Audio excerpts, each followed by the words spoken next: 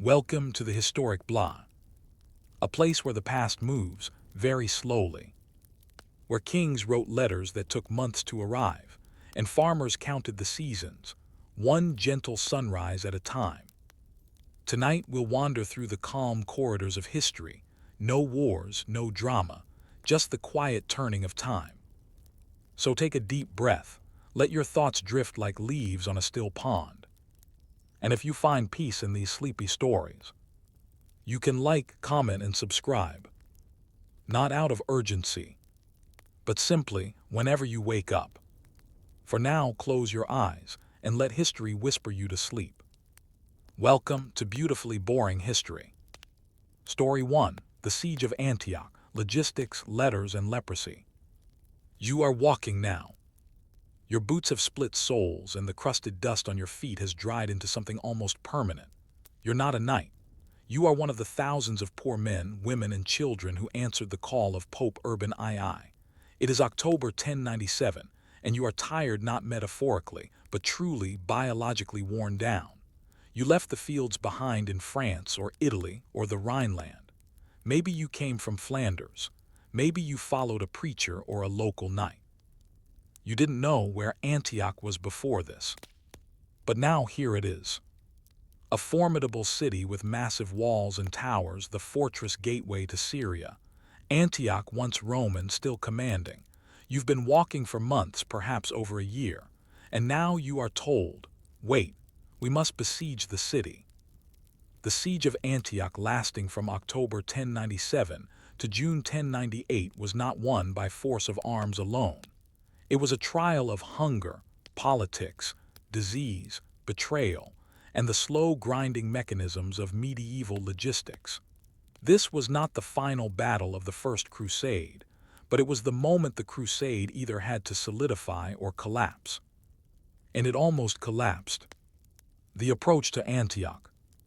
By the time the Crusader army arrived at Antioch, it had already survived brutal battles, internal disputes, and harrowing terrain. The force was not a united one.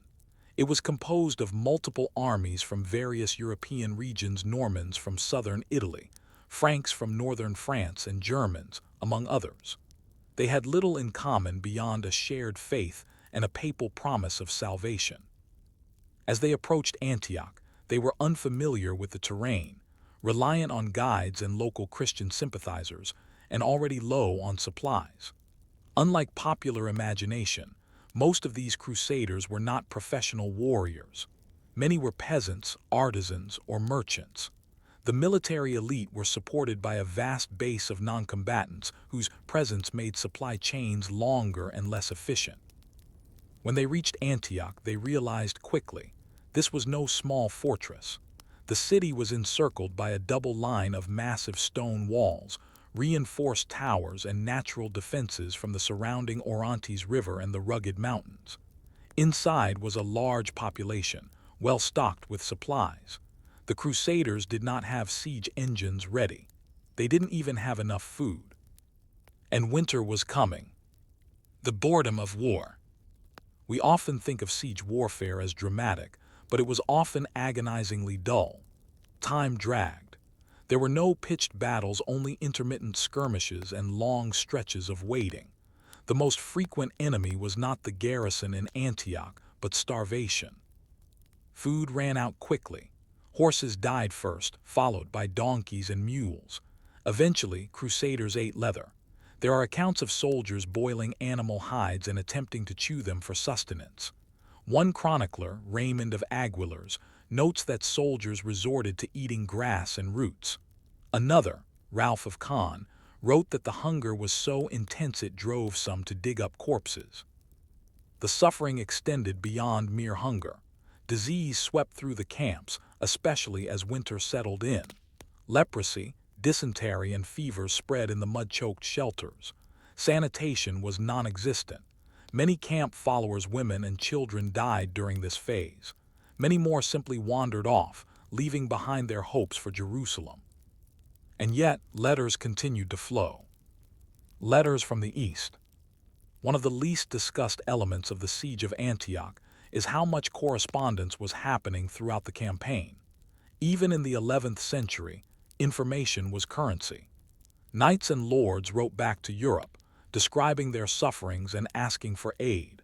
Messages were sent to Byzantium, particularly to Emperor Alexios I Komnenos, requesting reinforcements, food, and even siege weapons.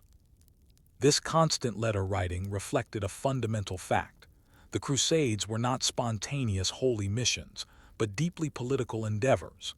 Leaders like Bohemond of Taranto, Raymond of Toulouse, and Godfrey of Bouillon were not merely pilgrims, they were calculating power players. Letters were crafted to paint each leader in a favorable light, to request credit for victories, and to justify future claims on land. We even know of letters sent from inside Antioch. The Muslim defenders were in contact with nearby rulers, including the Seljuk emir of Mosul. These messages warned of the Crusaders' tactics, requested assistance, and shared intelligence. In many ways, the siege became a battle of communication as much as one of endurance. Divisions within the camp. One of the recurring themes in Crusader history is internal division. At Antioch, it nearly destroyed the campaign. There was no single commander. Each leader controlled his own forces. Tensions between Bohemond and Raymond grew increasingly sharp. Bohemond, ever ambitious, wanted Antioch for himself. Raymond, the older and wealthier Count of Toulouse, resisted this. At one point, Raymond's men physically blocked Bohemond's attempts to take one of the city's towers for himself. Meanwhile, other leaders had begun contemplating leaving. Desertion was common. Some knights simply took their horses and left, believing that the campaign had failed. Yet others stayed, and they kept building makeshift siege engines, crude catapults, and towers assembled from scavenged wood and nails pulled from their own carts. Every board they placed was a board they could not use to stay warm. So why did they remain? For many, it was the dream of Jerusalem, but more practically, Antioch had to fall. Without it, they could not move south into the Holy Land, and many of them had invested everything they owned in this journey. If they turned back now, they would return with nothing. The role of local Christians. There's a quiet layer in the siege that rarely gets discussed: the role of local Christian communities.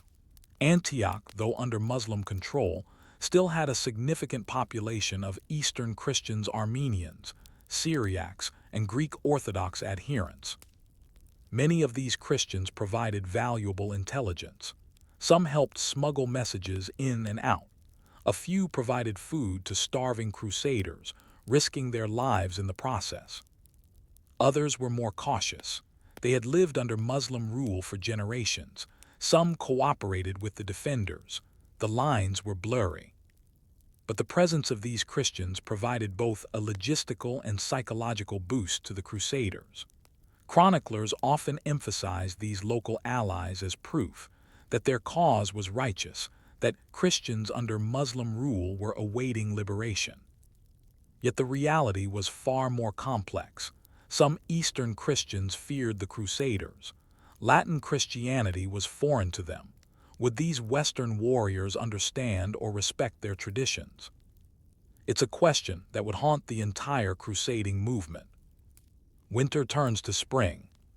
As winter bled into spring, the suffering didn't end, but it changed. More reinforcements arrived. Smaller groups of Crusaders who had been delayed, as well as some supplies from nearby towns. The city remained closed, but the noose was tightening. Then came the turning point of betrayal from within. One of the guards in Antioch, an Armenian convert named Furaz, began secret negotiations with Bohemond. But that is a story for another section. Unresolved thought. How does a siege so defined by hunger, division, and despair transform into a victory? And what role does betrayal play when neither brute force nor faith can breach stone walls? By the spring of 1098, the siege of Antioch had transformed from an act of hopeful defiance into a prolonged ritual of suffering. Yet this agony was not without effect. It wore down both the besiegers and the besieged.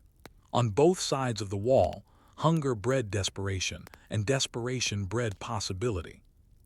If you were standing in the Crusader camp in April, your feet would sink into mud softened by spring rains. Scavenged wood was now scarce. Rations remained thin. The smell of death, animal and human alike, lingered. Many had lost weight, some had lost limbs to frostbite, and all had lost comrades. The siege had lasted over 6 months, and the idea of simply surviving another day had become the dominant strategy. But inside the city, cracks had formed not just in morale, but in the confidence of certain men guarding the walls.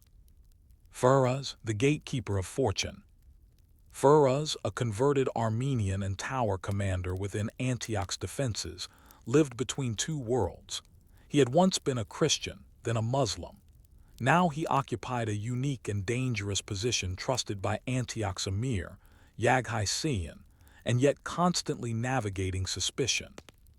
Bohemond of Taranto, ever the political creature, identified Firouz as an opportunity. We do not know the precise nature of their communications, only that they were secret, deliberate, and consistent. Perhaps Firouz feared for his life if Antioch fell. Perhaps Bohemond promised him money, land, or protection. Perhaps Firouz had grown disillusioned with his Seljuk overlords. Whatever the cause, an arrangement was made. Firouz would open one of the towers to Bohemond's forces under the cover of darkness. It was not a grand military maneuver. It was a quiet conversation, repeated over days, which would change the course of the First Crusade. Bohemond's gambit. Bohemond had long desired control of Antioch. His maneuvering around the camp leadership had worn thin the patience of Raymond of Toulouse and other nobles. But now, with this secret pact in motion, Bohemond made a calculated demand. If he could take the city, would the others agree that it would belong to him? This sparked debate. Some objected on principle. Antioch was supposed to be a shared victory for Christendom, not the prize of one man. But exhaustion softened idealism. The leaders, recognizing that Bohemond's plan might be their only chance, reluctantly agreed. So on the night of June 2, 1098, a small force of crusaders led by Bohemond himself and guided by Firouz's instructions scaled the walls. It was not a siege ladder assault with trumpets and glory. It was a risky, clumsy, nighttime climb on crude makeshift ladders. A handful of knights crept up the wall. Firouz unlocked the tower door. The gate was opened. And chaos erupted. Antioch falls, but not entirely. As Bohemond's men surged in, panic spread inside the city. The defenders, already worn down by the siege, fought back in small pockets but without coordination. In the confusion, the Crusaders slaughtered many both Muslim soldiers and civilians. Fires broke out. The city became a battlefield of alleys, narrow staircases, and hidden doorways. Yaghai, the emir of Antioch, fled the city in the early morning. According to Arab sources, he was eventually killed by local peasants. His head was brought to the Crusaders. By sunrise on June 3, Antioch was in Crusader hands. Or so it seemed.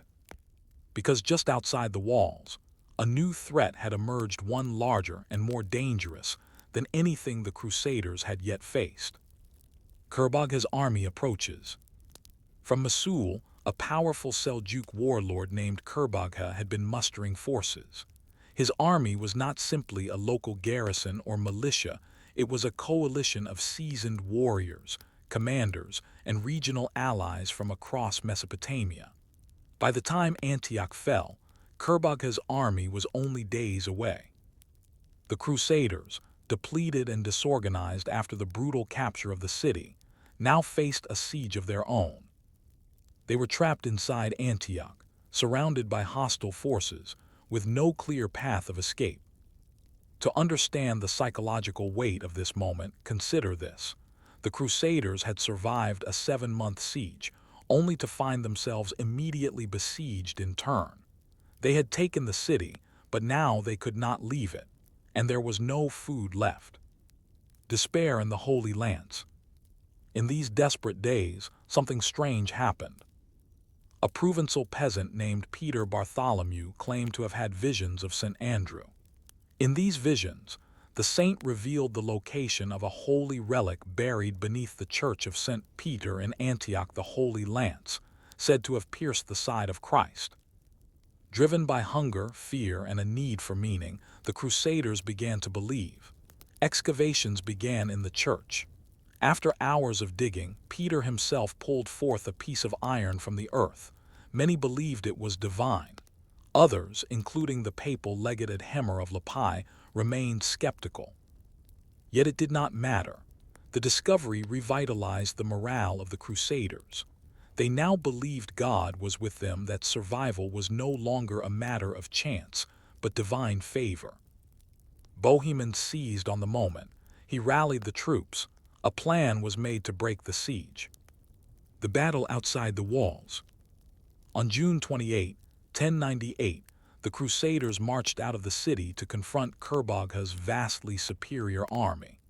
Contemporary sources estimate the Crusader force at roughly 20,000, while Kerbogha's army may have been twice that. But numbers alone do not determine victory. Kerbogha's coalition was unstable. Some of his allies distrusted him. Others disagreed on tactics. And when the Crusaders attacked with surprising ferocity and coordination, cracks emerged. After hours of battle, Kerbogha's forces broke ranks. Some fled, others refused to commit their reserves. Eventually, the entire army retreated. The Crusaders had done the impossible.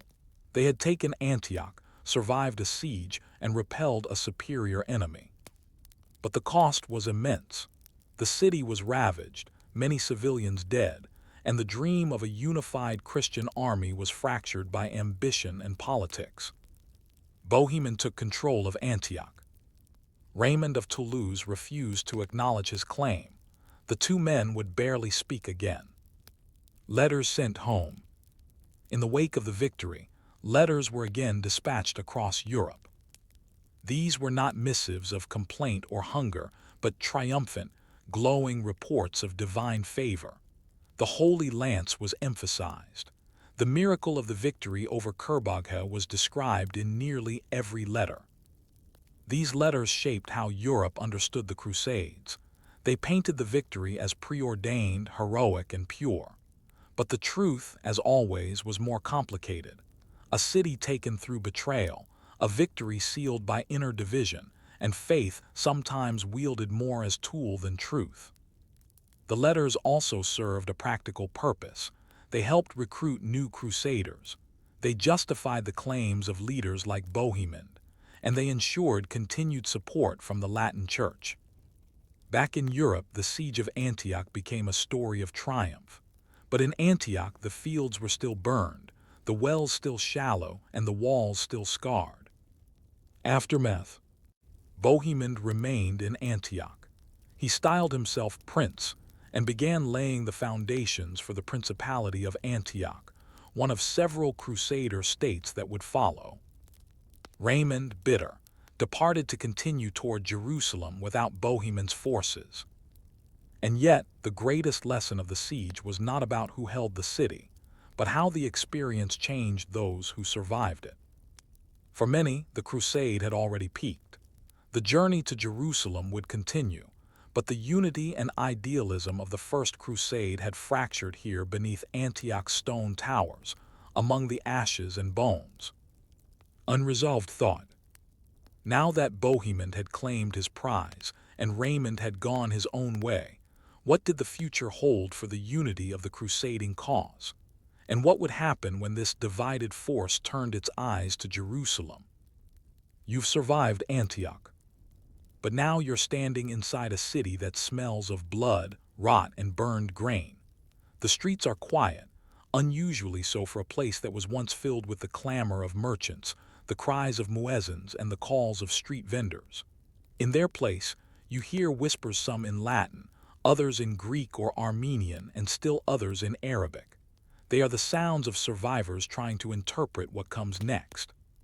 The victory was real, but the consequences were immediate and uncertain. Antioch was taken, but it was not healed. Its gates no longer held back enemies, they now held in a brewing conflict that would ripple through the entire crusading enterprise. Bohemond's occupation. Bohemond of Taranto wasted no time. After the defeat of Kerbogha's army, he moved swiftly to establish his authority in Antioch. He claimed the city as his rightful inheritance not through dynastic right, but through conquest.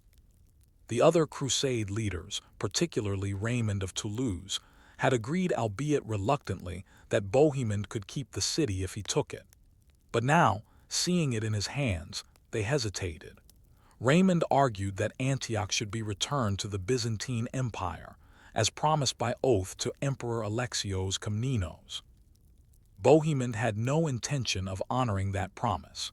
He pointed to Alexios' failure to come to their aid during the siege as proof that the emperor had forfeited his claim. The reality was more complicated. Alexios had set out to help, but had been misled by reports that the Crusaders were already defeated. Still, Bohemond stood his ground. He declared himself Prince of Antioch. A fractured crusade. Bohemond's occupation set off a domino effect. Raymond, refusing to follow Bohemond's leadership, left Antioch and continued the journey to Jerusalem with his own contingent. But now the once unified crusade force was broken. What had started as a collective pilgrimage had devolved into multiple power plays by ambitious lords. Godfrey of Bouillon, Tancred, and others had to choose sides or carve out their own spheres of influence. The tension between spiritual mission and territorial conquest, long present but somewhat masked in earlier months, was now plainly visible. Was the crusade about reclaiming the Holy Land, or about carving out new kingdoms in foreign soil? The split at Antioch was the first loud answer to that question. The civilian cost. For the ordinary people of Antioch, those not involved in the siege, nor privy to its politics, the aftermath was bleak. Many Muslim residents who had survived the initial sack were now expelled or executed. Some converted, likely under pressure. Others fled to neighboring towns. Eastern Christian communities fared slightly better, but they too were now uncertain of their place in this new Latin-dominated regime. Bohemond replaced local administrators with his own Norman officials. He restructured taxes, imposed Latin liturgical practices, and began building a Western-style court. Some local Armenians and Syriacs were appointed to lesser positions, but power was firmly held by Bohemond's men. The transformation of Antioch into a Latin principality was not a simple transfer of authority, it was a slow erosion of an entire civic identity, replaced with a hybrid model of Latin rule and Eastern customs. The city would never again be what it was before 1098. The role of the Byzantines. Meanwhile, in Constantinople, Emperor Alexios received news of Antioch's fall with mixed emotions. On one hand, it was a major blow to Seljuk power and a victory for Christian forces. On the other, Bohemond's seizure of the city and his refusal to return it was a betrayal. This event would have long-term effects. The relationship between Byzantium and the Crusaders soured permanently. Bohemond would later return to Europe and wage open war against Byzantium. He would lose that war, but the damage to East-West relations was already done. The mistrust between Latin and Orthodox Christians, already present due to doctrinal and political differences, was now sharpened by land disputes, broken oaths, and mutual blame. This, too, was a legacy of Antioch. Rumors, relics, and religious doubt. Despite the victory, doubt lingered. Peter Bartholomew, the peasant who claimed to have discovered the Holy Lance, was now a celebrity among some of the Crusaders but a fraud in the eyes of others, including the church hierarchy. To prove the authenticity of his visions, Peter agreed to undergo a trial by fire. In 1099, he walked between two walls of flame, expecting divine protection. He was badly burned and died days later. His death sent a ripple of uncertainty through the ranks. Had they truly been guided by a holy relic, or had they been duped by a desperate man and their own need for meaning? And yet Antioch had fallen. Kerbogha had been defeated. The outcome was undeniable, even if the cause remained questionable. Faith, politics, and power were no longer easily separated. Not here, not anymore. Laying foundations for a Latin East. With Bohemond ruling Antioch and Raymond continuing south, the foundations of a Latin East were now visibly forming. But unlike a unified empire, it was a patchwork of rival principalities, each with its own ambitions, alliances, and disputes. The Principality of Antioch would become one of the most important Crusader states, along with the Kingdom of Jerusalem, the County of Edessa, and the County of Tripoli. These territories would survive, sometimes just barely, for decades, becoming flashpoints for conflict and strange spaces of cultural exchange. Antioch, due to its location and size, became a central hub. Pilgrims arrived, merchants followed, and over time the city developed a dual identity, both Latin and Levantan, both Crusader and local. The city was no longer purely Eastern or Western. It was something else, a hybrid, a compromise, a contradiction. The Long Echo. The siege of Antioch is often remembered for its brutality, betrayal, and unlikely success. But in the long term, its effects were quieter and more persistent. It marked a turning point, from crusade as pilgrimage to crusade as colonization. It demonstrated how easily oaths could be broken when ambition entered the equation. And it set the stage for centuries of mistrust between the Latin West and the Byzantine East. The siege revealed what the Crusades would become: not a single, holy effort, but a complex and often disjointed series of military, political, and spiritual campaigns, each shaped by survival, ego, and necessity. You can almost hear the hooves echoing through the abandoned streets of Antioch. Not the charging horses of battle, but the slow, steady march of clerks, envoys, and merchants. The machinery of conquest never truly sleeps. Reflection. The siege of Antioch was more than a military victory.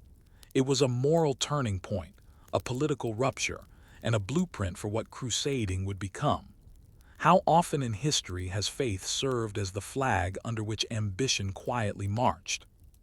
Story 2, Bohemond of Taranto, ambition draped in piety. You may think of the Crusades as a clash between civilizations, as a holy war waged between Islam and Christianity.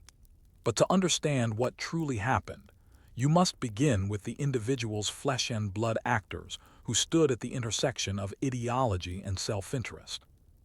One of these was Bohemond of Taranto. He was not the most devout nor the most educated. He was not even a king. But Bohemond was a man whose personal ambition ran parallel to the Crusades' path. And in that narrow space, where private hunger met public purpose, Bohemond carved out something rare, a principality of his own in the eastern Mediterranean. This is the story of a man who dressed ambition in the robes of piety, not because he sought to deceive, but because the two were never fully separate to begin with. A Norman by birth, an opportunist by nature, Bohemond was born around 1050 to Robert Guiscard, a legendary Norman adventurer who had carved out a kingdom in southern Italy through a mixture of military genius and ruthless pragmatism. Bohemond's mother, Alberata of Buenalbergo, was Robert's first wife set aside for a more politically advantageous marriage. This left Bohemond technically illegitimate, though still a recognized noble. From the start, he had to fight for everything. As a young man, Bohemond watched his father lay siege to Byzantine cities in the Balkans and skirmish with Muslim emirs in Sicily. Warfare was not something learned, it was absorbed, like language. He would inherit little land, but he inherited something better: the Norman hunger for conquest. The Normans in Italy. By the late 11th century, the Normans had become a formidable force in southern Italy. Originally Viking mercenaries from Normandy, they had established a string of principalities across the Italian peninsula, often at the expense of both Muslim and Christian rulers. Their style was unique, brutal in battle, pragmatic in politics. They intermarried with local elites, used Latin and Greek clerics alike, and built a hybrid feudal society that borrowed freely from East and West. Bohemond, raised in this environment, understood diplomacy and warfare as two faces of the same strategy. He also learned that alliances were temporary, that oaths were flexible, and that God could be invoked on both sides of a sword. These were not traits of villainy, they were traits of survival. The Byzantine experience. In the 1080s, Bohemond fought alongside his father in a campaign against the Byzantine Empire. This experience would shape his worldview. The campaign was both a failure and a revelation. Bohemond witnessed the wealth and complexity of Byzantine cities, the gold-leafed icons, the massive stone cathedrals, the efficient bureaucracy. He also saw the weakness beneath the surface: local commanders squabbling for power, sluggish military responses, and a court preoccupied with intrigue. Bohemond developed both an admiration and a contempt for Byzantium. He understood its strengths, but believed it vulnerable. When Pope Urban II called for the First Crusade in 1095, and Emperor Alexios asked the West for help, Bohemond recognized a rare opportunity. This was no longer about saving Jerusalem. It was about building something new in the ashes of an old empire. The Call of the Cross. Bohemond's decision to join the First Crusade was not immediate. He arrived late, joining the Crusader army after the initial wave of People's Crusade had been destroyed in Anatolia. His arrival was calculated. He brought with him a seasoned, professional force from southern Italy, one of the most disciplined contingents in the Crusader host. Unlike many other lords, Bohemond was not dependent on feudal levies. His troops were loyal to him directly. At the Council of Piacenza in 1095, Pope Urban II had offered salvation for those who fought under the sign of the cross. Bohemond took the cross, but he also took maps, translators, and a retinue of Norman knights trained in siege warfare. He knew where he wanted to go, and he knew what he wanted to take. Oaths to Byzantium. Before crossing into Asia Minor, all major Crusader leaders were required to swear an oath of fealty to Emperor Alexios I Komnenos. The oath required that any land conquered in former Byzantine territory be returned to imperial control. Bohemond took the oath. He never intended to honor it. As the crusade marched through Anatolia, capturing key cities like Nicaea, which was indeed handed over to the Byzantines, Bohemond began to maneuver. He formed bonds with lower-ranking Byzantine officers. He gathered intelligence on local fortresses.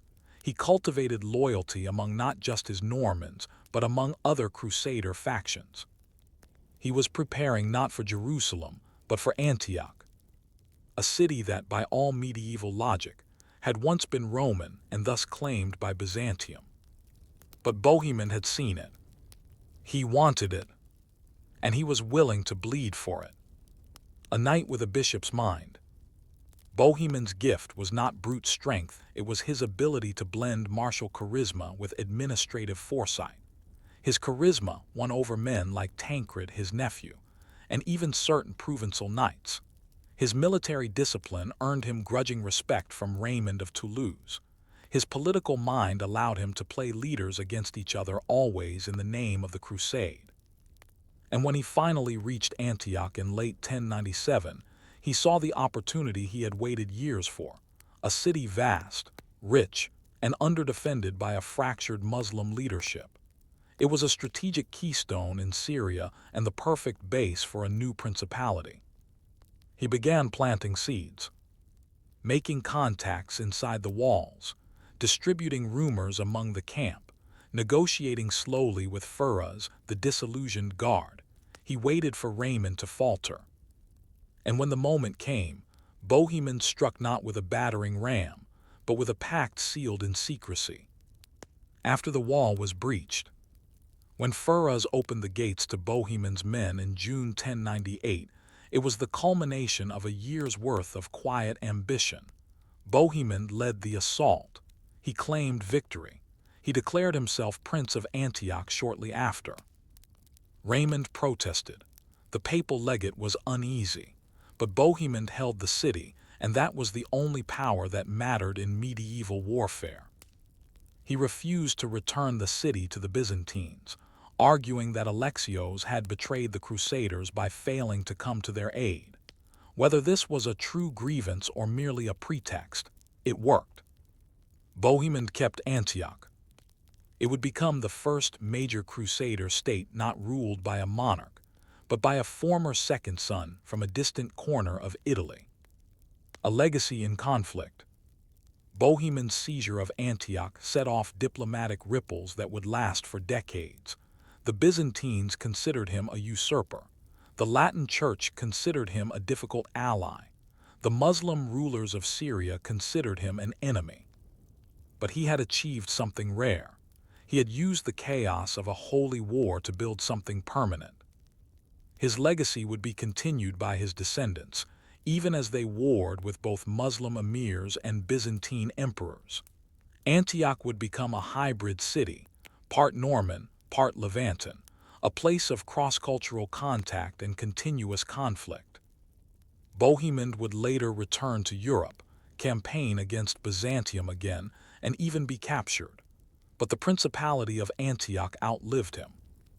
Because it had been built not on a single battle, but on a foundation of calculated ambition cloaked in divine purpose. Unresolved thought. Was Bohemond a crusader who became a prince, or a prince who used crusading as his ladder? And in the tension between faith and power, which truly guided his hand? Antioch was his now.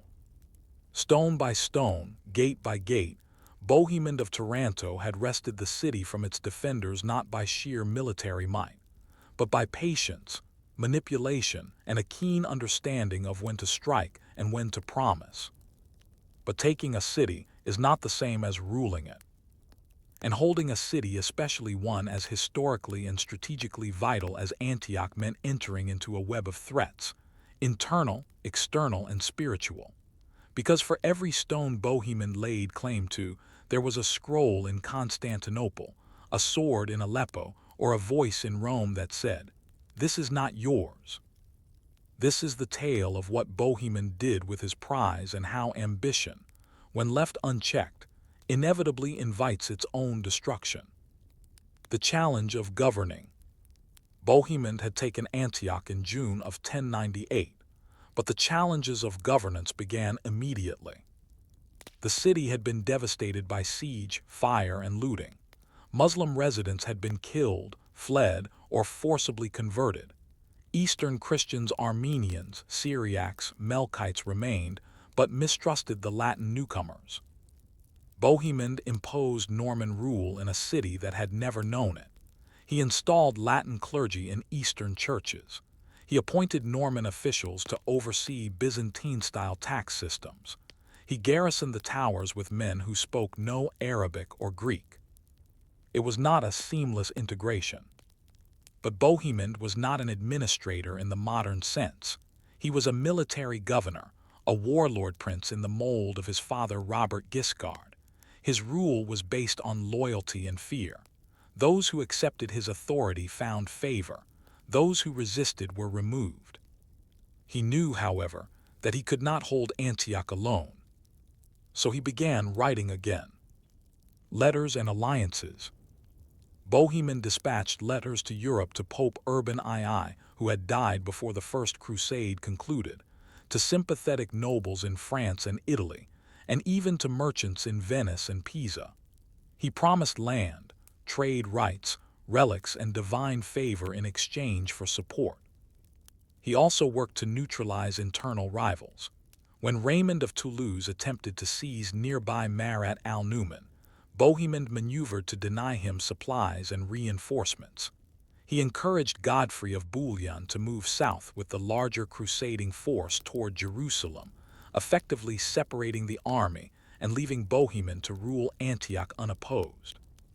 Still, a looming question remained: what about Byzantium? By the oath he had sworn, Antioch belonged to Emperor Alexios, but Bohemond had no intention of returning it. The Byzantine response. News of Antioch's seizure reached Constantinople within weeks. Emperor Alexios I Komnenos, already wary of Norman ambition after fighting Bohemond's father years earlier, viewed the act as both insult and betrayal.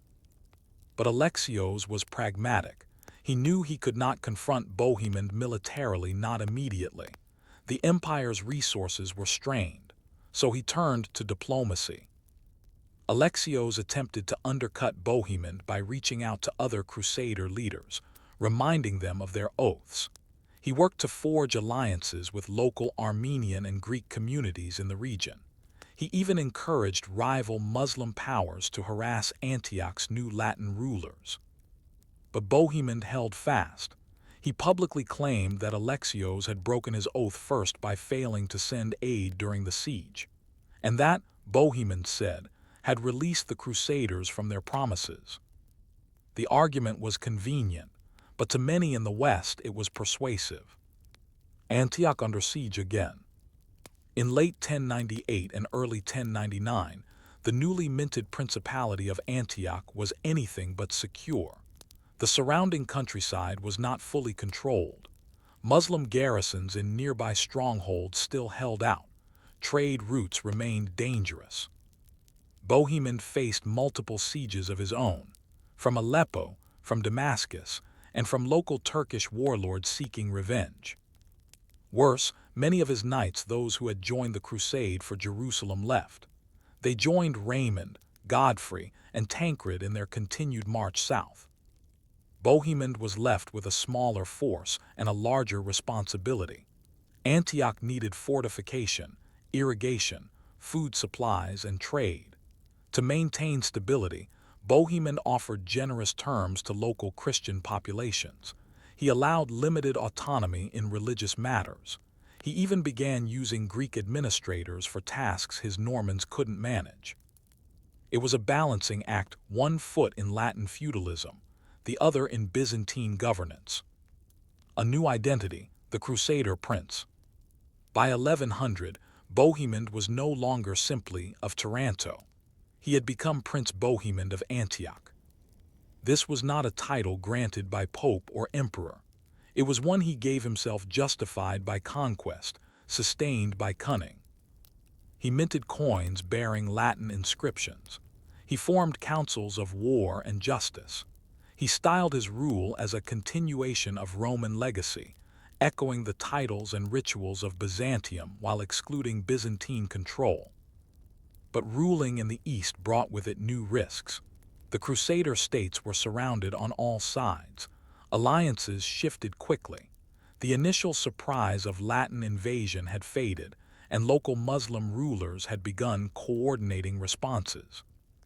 Bohemond knew that a counterstrike was inevitable. So he returned to Europe. Bohemond in the West, a prince on tour. In 1104, Bohemond left Antioch in the hands of Tancred and sailed back to Europe. He came not as a pilgrim, but as a conqueror. In Italy and France, he was received with reverence and curiosity. Chroniclers described him as tall, commanding, and eloquent, a man born for both sword and stage. But Bohemond had a purpose.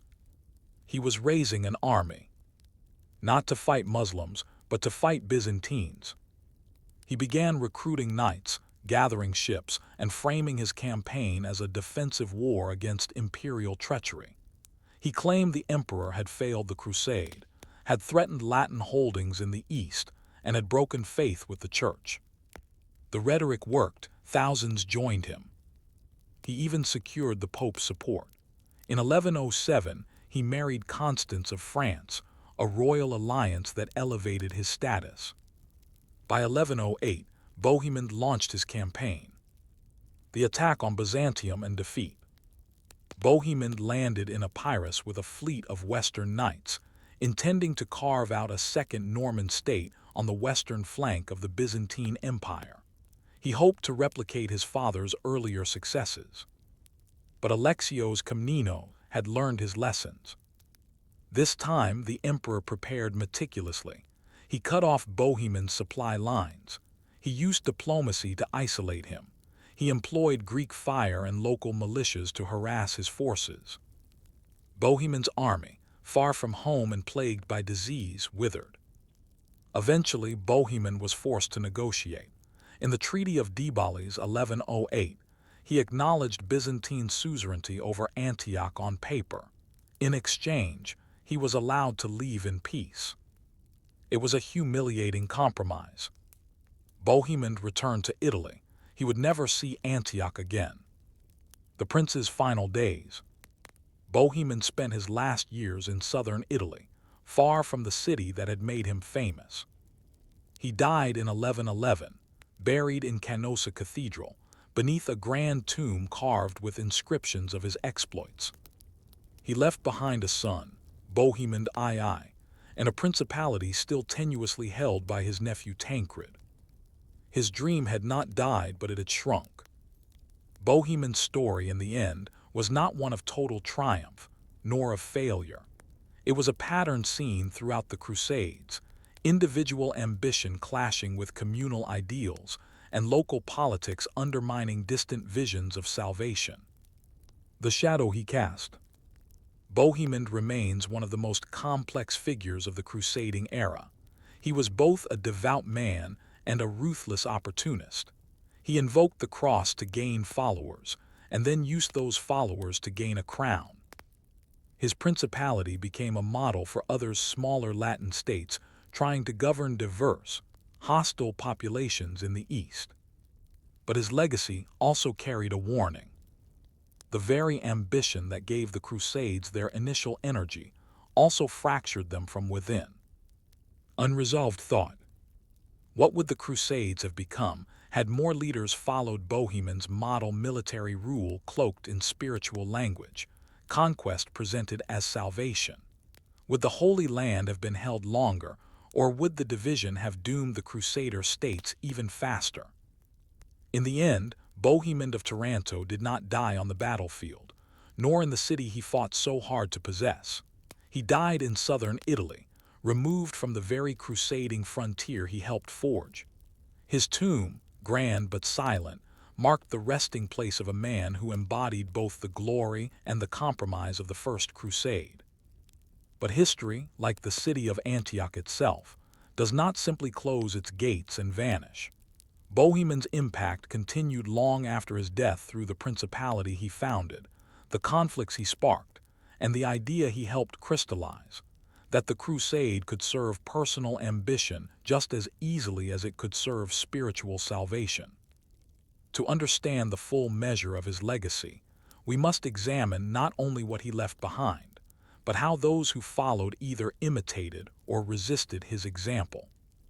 The Principality of Antioch after Bohemond. When Bohemond departed for Europe in 1104, he left the city in the capable hands of Tancred, his nephew. Tancred, more idealistic and often more loyal to the larger crusading vision than his uncle, served as regent during Bohemond's absence and remained in charge until his own death in 1112. Under Tancred, Antioch expanded its influence. Key cities like Laodicea and Cilicia came under its control. Relations with neighboring Armenian lords stabilized. Military campaigns pushed deeper into Syria. But these successes were fragile, reliant on temporary alliances and the unstable balance of power in the region. Even with these gains, the Principality of Antioch faced enormous challenges. External threats from Seljuk and Arab rulers, especially from Aleppo and Mosul. Internal tensions between Latin rulers and native Christian populations. Diplomatic pressure from the Byzantine Empire, which never fully abandoned its claim to the city. Bohemond II, the son of Bohemond I and Constance of France, would eventually arrive in Antioch in 1126 as its rightful prince. But he was young, inexperienced, and met his death in battle just 4 years later. The principality would persist for nearly 2 centuries, but always on the edge, never quite stable, never quite secure. The Byzantine grudge. Bohemond's actions at Antioch did more than offend Emperor Alexios. They solidified a deepening schism between the Latin West and the Byzantine East. The Treaty of Debales, 1108, signed after Bohemond's failed invasion of Epirus, was never fully implemented. Antioch remained under Latin control in defiance of Byzantine claims. Subsequent emperors, including John II Komnenos, would launch military expeditions to reclaim the city. While they sometimes achieved symbolic submission, Antioch remained functionally independent. The betrayal at Antioch would be cited in later decades as proof of Western treachery. It fueled Eastern suspicion and resentment, contributing to the increasing estrangement between the Orthodox and Catholic churches, a divide that culminated in part with the sack of Constantinople in 1204 during the Fourth Crusade. It is not too much to say that Bohemond's choice to break his oath helped lay one of the foundational cracks in Christendom. The myth of Bohemond. Despite the political controversy surrounding him, Bohemond was not remembered as a villain in the West. Quite the opposite. Medieval chroniclers often portrayed him as a hero, cunning, brave, and inspiring. His size and strength became part of his legend. Anna Komnene, daughter of Emperor Alexios and author of the Alexiad, described Bohemond as a marvel of a man, tall in stature, broad-shouldered, with gleaming eyes and thick red hair. While her account was critical, reflecting her loyalty to Byzantium, it nonetheless captured the magnetism Bohemond inspired, even among his enemies. Western writers, especially those seeking to glorify the Crusades, elevated Bohemond to near-mythical status. He became the symbol of the daring knight, the rugged frontiersman who brought civilization and faith to hostile lands. In truth, he had brought war, colonization, and a fragile kind of governance, but the myth was more useful than the reality. Faith or strategy? Historians continue to debate Bohemond's true motivations. Was he genuinely pious? He took the cross, endured the harsh marches, risked his life at Antioch. He wept at the Holy Sepulchre in Jerusalem. He prayed before battles and funded churches. But Bohemond's piety seemed always aligned with his advantage. He embraced religious causes when they served his political goals. He invoked divine authority when claiming power, and divine punishment when challenging rivals. Even his support for church figures, such as installing Latin bishops over eastern sees, strengthened his secular rule. To condemn this is to misunderstand the medieval world. Faith and power were intertwined. In Bohemond, they simply shared the same armor. The Crusader state model. Bohemond's principality became the template for later Crusader states. Rule by Latin elites over diverse populations. Blending of Western feudalism with Eastern administrative structures. Reliance on military garrisons and local alliances for control. Use of religious authority to legitimize temporal power. These states were never meant to last forever. They were established as footholds in a hostile land, always vulnerable, always outnumbered. But their endurance for over a century is a testament to their strange stability, built not on peace, but on the ongoing ability to manage chaos. Bohemond's model worked because it was flexible, ruthless when needed, and never entirely honest. The broader impact on East-West relations. Bohemond's seizure of Antioch, and the way he framed it as justified rebellion, introduced a dangerous precedent. That crusading success could legitimize disobedience. Future crusades would struggle with this tension. Should crusaders honor their oaths to local rulers? Should spiritual leaders control military decisions? Should victory excuse betrayal? In time, these questions would fracture the crusading cause. In the Second Crusade, poor coordination between Western and Byzantine forces led to failure.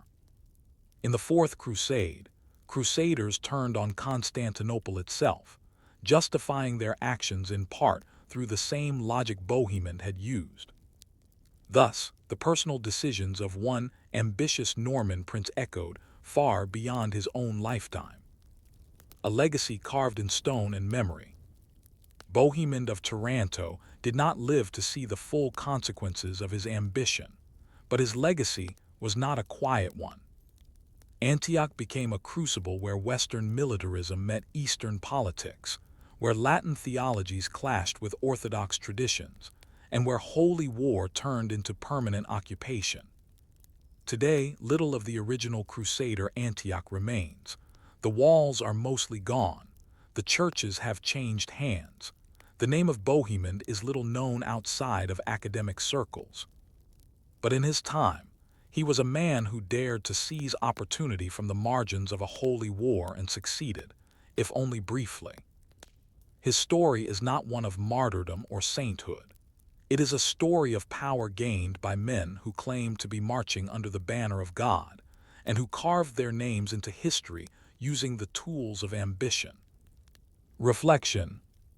Bohemond's life invites us to ask, when religion is used as the language of conquest, how do we separate the faithful from the ambitious? And how much of history is shaped not by saints or monsters, but by those like Bohemond, who walk the narrow path in between? Story 3. The Everyday Crusader. Food, fatigue, and faith on the march. You are not a knight. You own no lands, no serfs, no horse with armor. You're not named in any chronicler's book, and no bard will sing of your deeds. But you are a crusader nonetheless, one of the tens of thousands who took the cross in 1096 and marched east not for glory, but for salvation. You carry a wooden bowl, a worn staff, and a bundle wrapped in a rough wool blanket. If you are lucky, you might have a knife. Your shoes are already falling apart and the journey has only begun. This is the story of the everyday crusader. The men, women, and children who followed the First Crusade not as nobles or commanders, but as bodies in motion. Anonymous to history, essential to the campaign. Their lives were marked not by victory, but by exhaustion, not by legend, but by hunger. Let us walk beside them. The call that stirred a continent. When Pope Urban II preached the First Crusade at the Council of Clermont in 1095, his message was received by more than knights and nobles. Urban's call delivered in dramatic, fiery rhetoric spoke of the Holy Land under threat, of Christian pilgrims being harassed, and of the need to liberate Jerusalem from the infidel. But his most important promise was not about politics or power. He offered plenary indulgence, the full remission of sins for those who went east. This was a message that pierced deeply into the Christian imagination.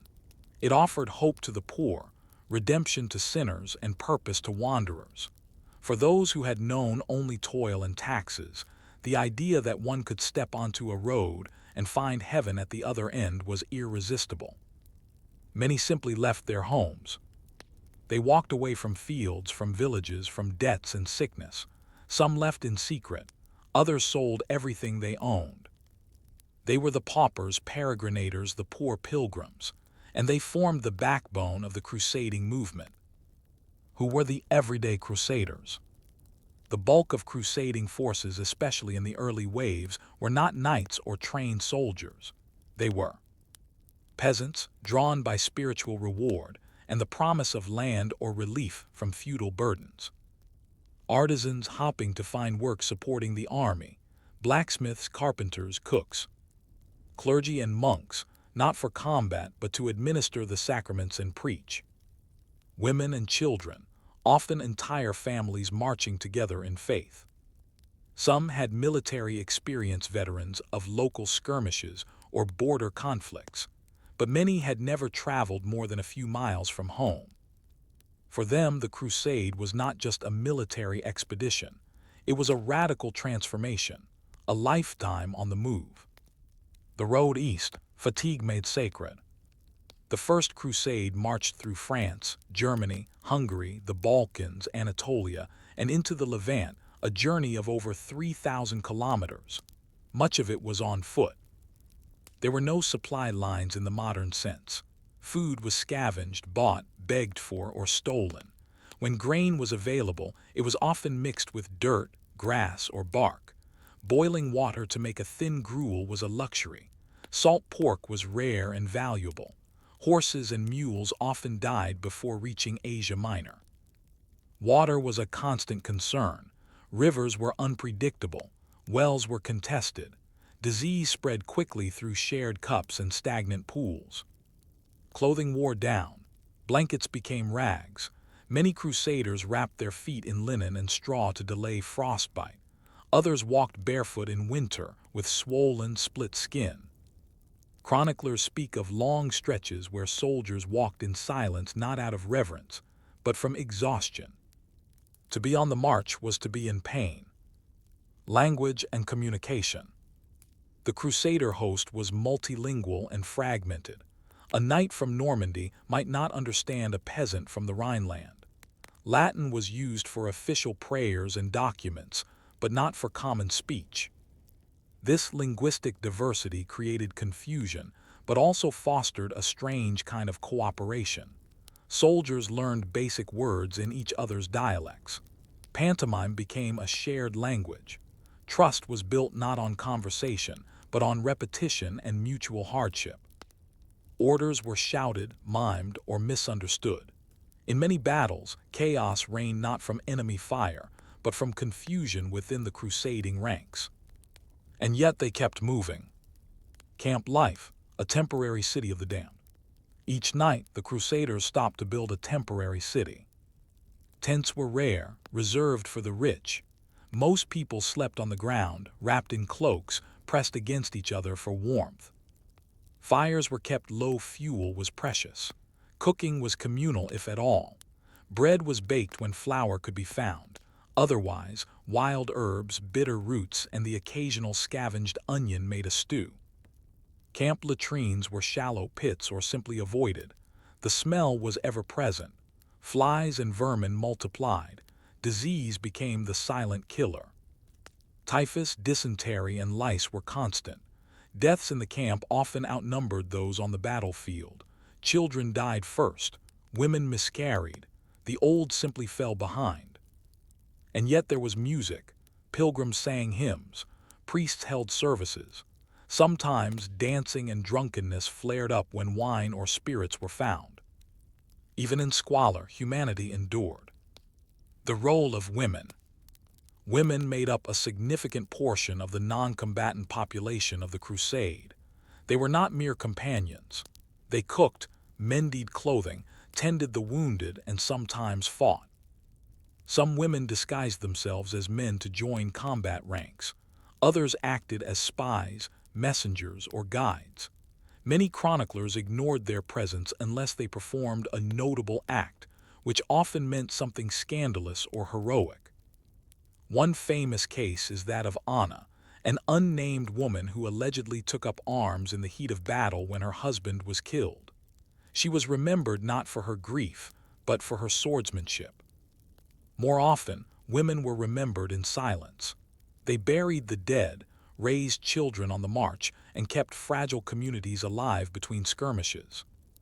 Their resilience is largely undocumented but essential. Faith on the march. Religion was not a luxury, it was a necessity.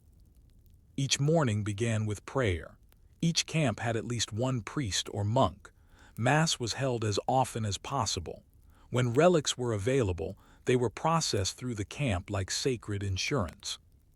Holy days were observed when possible. Fasting continued, even when hunger made it unbearable. Confession was encouraged before battle. Those who died were, when possible, buried with rites. But faith was not always serene. The hardships of the road caused some to question, even abandon, their belief.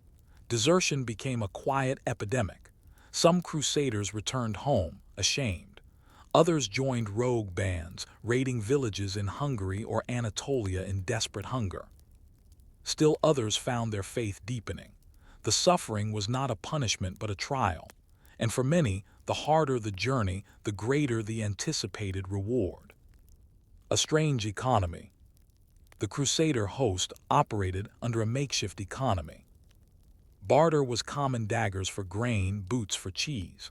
Coinage circulated, especially silver deniers, but it often ran out. Some pilgrims used relics, cloth, or family heirlooms as trade currency. Merchants followed the crusade, both local and foreign.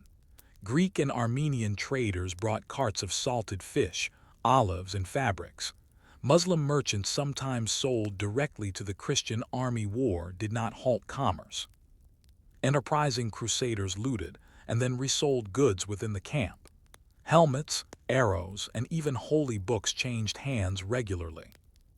It was a marketplace of scarcity, run by the desperate. Leadership and the anonymous mass. Commanders like Bohemond, Raymond, and Godfrey made the decisions, but the army did not move unless its people could follow.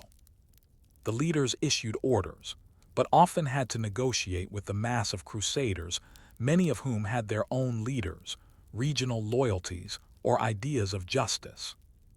At least twice during the First Crusade, common soldiers threatened mutiny due to hunger or betrayal.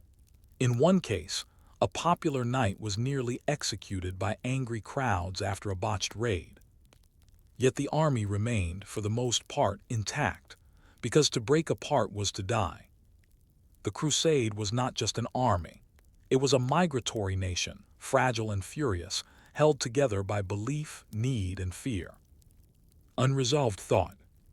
What drove these thousands to keep marching through blizzards, battlefields, and starvation when so many had every reason to stop? Was it hope, fear, or something stranger still? The sense that the suffering itself was the path to redemption. By the time the Crusaders reached the Anatolian plateau, their numbers had dwindled. There were no exact records kept of how many had died, deserted, or disappeared, but the silent gaps in the ranks said enough. The march eastward was not a straight line toward salvation. It was a long procession of attrition. And still they walked. The sun now burned hotter, the air grew drier, and the terrain became unfamiliar. They were no longer in Christendom. The houses, the food, the language, everything shifted. Every mile eastward pushed the everyday crusader further from the world they knew, and deeper into a new one shaped by disorientation, survival, and war. Entering Anatolia, from forests to stone. After crossing the Bosporus with the assistance of Emperor Alexios I Komnenos, the Crusaders entered Anatolia, a region far less fertile than many expected. They had assumed, as pilgrims do, that God would provide, but Anatolia was scarred by previous battles.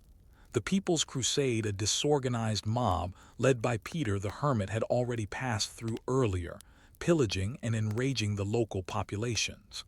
The Seljuk Turks had responded with brutality.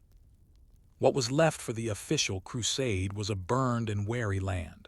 Wells had been poisoned, villages were abandoned, crops were destroyed. And yet the army marched on. Hunger sharpens. By the time they reached Dorylaeum in 1097, hunger was no longer occasional, it was chronic. Supply caravans arranged with Byzantine assistance often failed to arrive. Hunting was dangerous, and livestock were rare. Foraging parties would leave camp for days at a time. Some returned with roots and wild onions. Others never returned at all. Horses began to die in larger numbers. Knights, whose pride rested on their steeds, now walked beside commoners. And commoners, whose pride had been in their piety, began to ask questions. Why had God brought them here to starve? It was during these long periods of hunger that divisions in the camp deepened. Nobles began hoarding food. Guards were posted around supply wagons. Theft became common. Punishments grew harsher. But so did the creativity of the people. Grass was mixed with ground flour. Bark was softened and chewed. Leather was boiled and cut into strips. Some peasants chewed tree roots for hours, not for nourishment but for the illusion of fullness. The Battle of Doryleum, a lesson in panic and resilience. On July 1, 1097, outside Doryleum, the Crusaders were ambushed by Seljuk Turkish forces led by Kilij Arslan. The Crusader army was still fragmented, with Bohemond's contingent ahead of the rest. The sudden attack caused chaos. If you were a peasant crusader that day, you might have woken to the sound of hooves and shouts. There was no time to form a line. Knights scrambled into armor. Non-combatants rushed to form circles around baggage trains, shielding children behind overturned carts. For hours, Bohemond's force held its position, slowly encircled. Archers on horseback rained arrows into the camp. Screams echoed in Latin and Greek and Arabic. And then relief came. Godfrey, Raymond, and Edhemer of Lepi arrived with reinforcements. The tide turned. The Turks withdrew. For those on the ground, it was not a victory, it was a near-death experience. One more reminder that survival was never guaranteed, and that fear was as common as bread. Disease, the hidden scourge. While battle claimed its share, disease was the true killer of the Crusades. Poor sanitation in camps, contaminated water, unburied corpses, and close quarters created a perfect storm for illness. By the time the Crusaders reached the region around Antioch, their ranks were thinning rapidly due to dysentery, a result of contaminated water and spoiled food; typhoid and typhus, spread by lice and poor hygiene; scurvy, caused by lack of fresh vegetables; leprosy, feared and misunderstood, often leading to exile. Medical treatment was rudimentary. Wounds were cauterized with hot irons. Herbal remedies were passed from camp woman to camp woman. Prayers, relics, and the sign of the cross were just as common as bandages. Priests administered last rites daily. It was routine. And yet those who remained pushed forward. In the medieval mind, each suffering was both punishment and purification. Shared suffering, shared identity. What kept the Crusader host together? They came from different lands, spoke different languages, and followed different leaders. But shared suffering forged a kind of crude unity. Campfires became meeting places where Flemings shared dried fruit with Lombards. Pilgrims from the Rhineland learned Provencal hymns. When one group suffered a loss, say, when an entire village's worth of pilgrims perished from exposure, the others mourned, not as strangers, but as kin. In this way, a new kind of identity was forming. Not French, not Norman, not German, but Crucis Ignati, those who bore the cross. This identity was fragile but powerful. It allowed the Crusaders to see themselves as chosen, even when everything else, food, leadership, victory, was uncertain. Women and children on the edge. Women bore the worst burdens of the crusade. They were expected to maintain family structures, care for the sick, cook and clean while on the move, in a war zone. Many were widowed before Jerusalem was even reached. Others gave birth on the roadside, their newborns swaddled in rags and exposed to winter winds. Some sold themselves for food.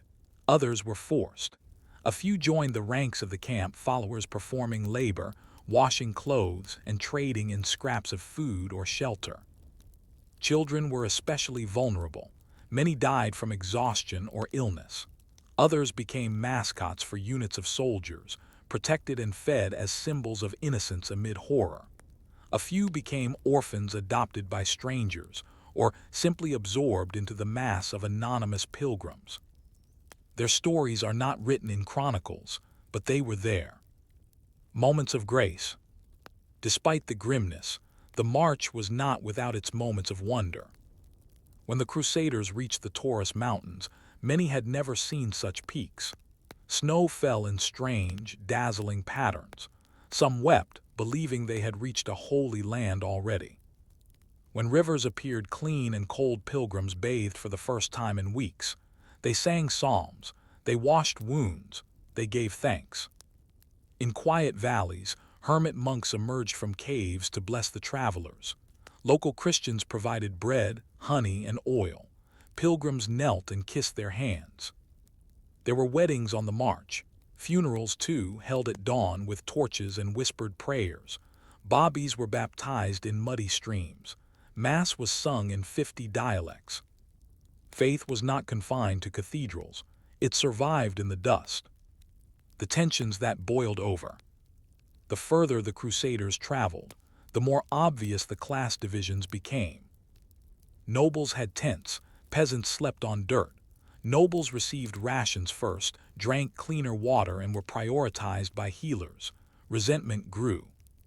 When leaders like Raymond or Bohemond made political decisions seizing towns, hoarding supplies, the lower ranks grumbled. Petty violence broke out. Factions formed. In Marash, a peasant mob accused a noble of stealing bread and nearly lynched him. The crusade was a tightrope of cooperation. The wrong order, the wrong theft, the wrong delay, and everything could collapse into anarchy. That it did not is a testimony not to strong leadership, but to shared desperation. A relentless forward motion. What we must understand is this: the Crusaders kept moving. Not because they were strong, but because they could not go back. To turn around was to admit failure. To remain in place was to die. So they moved forward, step after aching step. Through Anatolia, through Cilicia, through the Orontes Valley toward Antioch and eventually Jerusalem. They did not march in neat rows. They staggered, limped, leaned on makeshift crutches. They followed relics, flags, and dreams. They carried the bones of loved ones in sacks. They whispered prayers for strength, for bread, for mercy. And every step taken became a testimony not of conquest, but of endurance. Unresolved thought. When the promised holy city still lies far beyond the horizon, what keeps the weary feet of the faithful in motion? Is it the glory of God, or simply the absence of any place else to go? You have walked for nearly 3 years. Through forests and plains, across rivers and deserts. You've seen winter in Anatolia and summer in Syria. You've buried friends and family along the roadside. You've eaten weeds, boiled leather, and sipped muddy water from your cupped hands. Now you stand on a hill, and before you lies Jerusalem. It is smaller than you imagined. The walls are high, yes, but the city is compact, ringed in yellow stone that reflects the sunlight in harsh brilliance. It is June 1099. You have made it. But you are not done. The hardest part is yet to come. Jerusalem before the sea. At the time of the First Crusade, Jerusalem was under the control of the Fatimid Caliphate, a Shia Islamic dynasty based in Cairo. Unlike the Seljuk Turks who had dominated much of Syria, the Fatimids had regained the city in 1098, only a year before the Crusaders arrived. The city was defended by a well-fortified garrison and reinforced walls. Its population was diverse. Muslims, Christians, Jews, and others lived within its gates, though all were affected by the recent political upheaval. The Fatimids expected the Crusaders to aim for Antioch or Damascus. Jerusalem was considered defensible and far from their northern base. No one expected this worn, exhausted army to come this far south. But come they did. The final approach.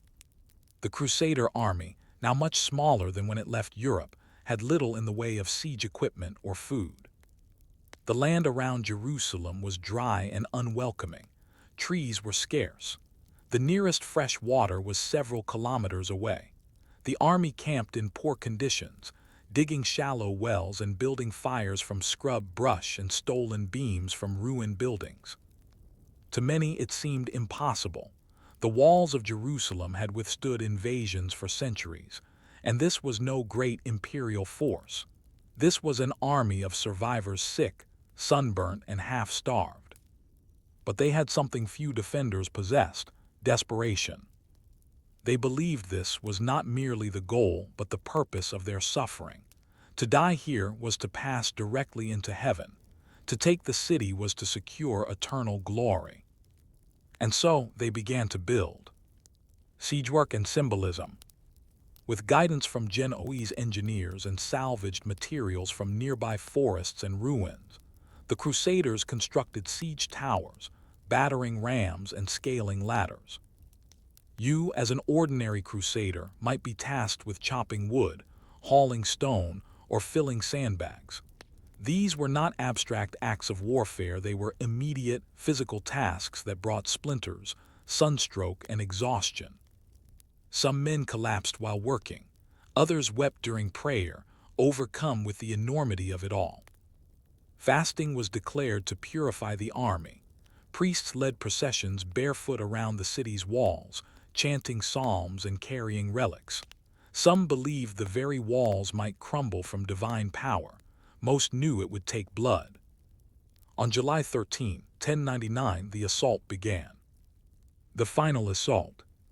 After 2 days of fierce fighting, the Crusaders breached Jerusalem's defenses on July 15, 1099.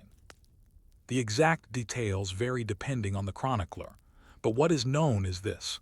Once the walls were breached, the city fell swiftly and violently. Knights entered first, scaling ladders and dropping ropes. The gates were forced open. The Crusaders poured in. What followed was a massacre. Muslims, Jews, and others were slaughtered in the streets, mosques, and homes. Some tried to flee. Others barricaded themselves in sacred spaces. The Al-Aqsa Mosque and the Dome of the Rock became sites of horror. Even Christians' Eastern Rite, local believers were not spared in the chaos. The heat, the noise, the blood, it overwhelmed all distinctions. The massacre was not ordered by a single leader. It was the explosion of years of hunger, death, loss, and fear. It was the collective rage of men who believed they had reached the gates of heaven and were met with human resistance. And you, the everyday Crusader, were there. The aftermath. Once the slaughter subsided, the Crusaders performed acts of devotion. They washed in fountains now stained red. They prayed in churches cleared of corpses. They knelt at the Church of the Holy Sepulchre, many in silent tears. No hymn could undo what had been done, but faith provided context. Some saw it as justice, others saw it as prophecy, a few perhaps simply saw it as survival. A kingdom of Jerusalem was declared, ruled first by Godfrey of Bouillon, who refused the title king, choosing instead defender of the Holy Sepulchre. But most Crusaders would not stay. Their vows had been fulfilled, their sins, they believed, forgiven. Many began the long journey home, returning if one could. For the common pilgrim, returning home was not always possible. Some had no homes to return to. Others were too ill, too poor, or too attached to the new world they had helped create. A few joined garrisons in Jerusalem or Antioch. Others became monks in Eastern monasteries. Some married into local Christian communities and faded into Levantan life. Those who did return to Europe often did so in silence. What stories could they tell? That they had walked to the ends of the earth, that they had seen Jerusalem bathed in fire, that their companions had died in their arms. Their reward was not wealth, nor even peace. It was the knowledge that they had walked the path and that they had survived it. The invisible pillars of the crusade. The chroniclers remembered Bohemond, Raymond, Godfrey. They recorded speeches, sieges, treaties, and triumphs. They rarely wrote about the woman who gave birth in Cilicia, then buried her infant in Antioch, or the blacksmith who forged horseshoes in exchange for bread, or the boy who marched from Cologne and never saw his mother again. And yet without these people, the crusade would have failed. They were the infrastructure of faith.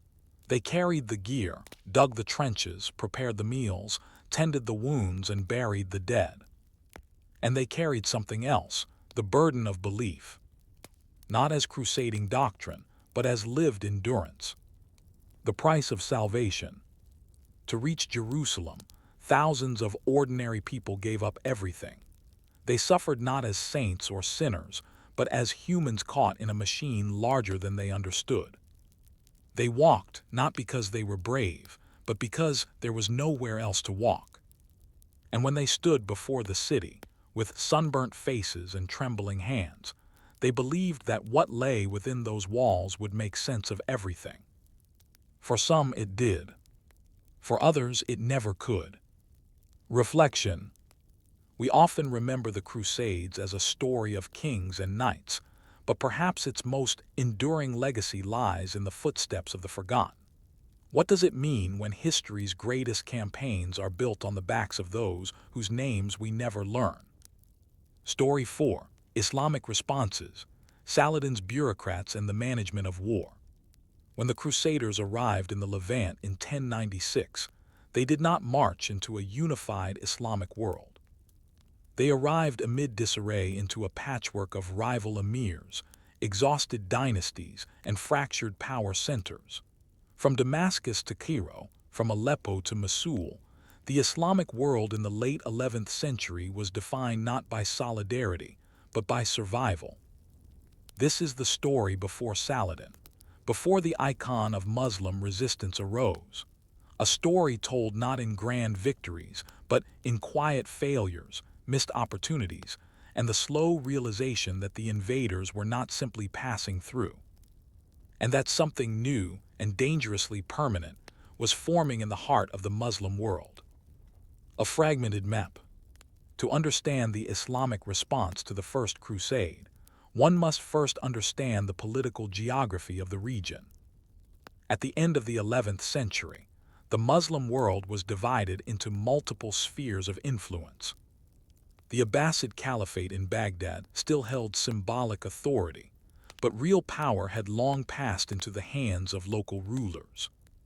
The Seljuk Turks, Sunni Muslims, controlled much of Persia and Anatolia, but their empire was increasingly feudalized. Local governors, Atabegs, often acted independently. The Fatimid Caliphate in Cairo, a Shia regime, ruled over Egypt and parts of the Levant, including Jerusalem prior to 1099. The cities of Aleppo, Damascus, and Mosul were semi-autonomous, often ruled by military dynasts, brothers at war with brothers. These divisions weren't just territorial, they were doctrinal. Sunni and Shia mistrusted each other. Turkic dynasts mistrusted Arab administrators. Local elites feared their neighbors more than distant invaders. So when the Crusaders came, no unified defense arose. The arrival of the Franks.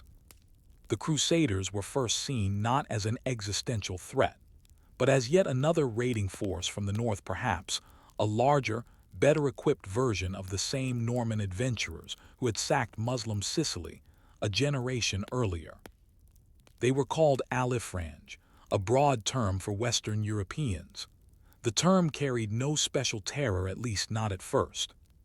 When they took Antioch in 1098, Muslim observers were stunned but still not unified.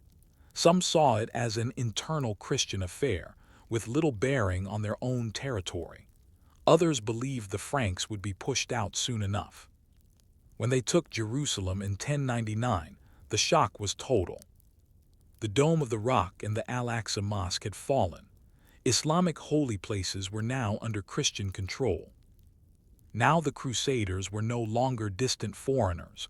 They were settlers, and their presence was a stain on the Islamic world. But who would respond?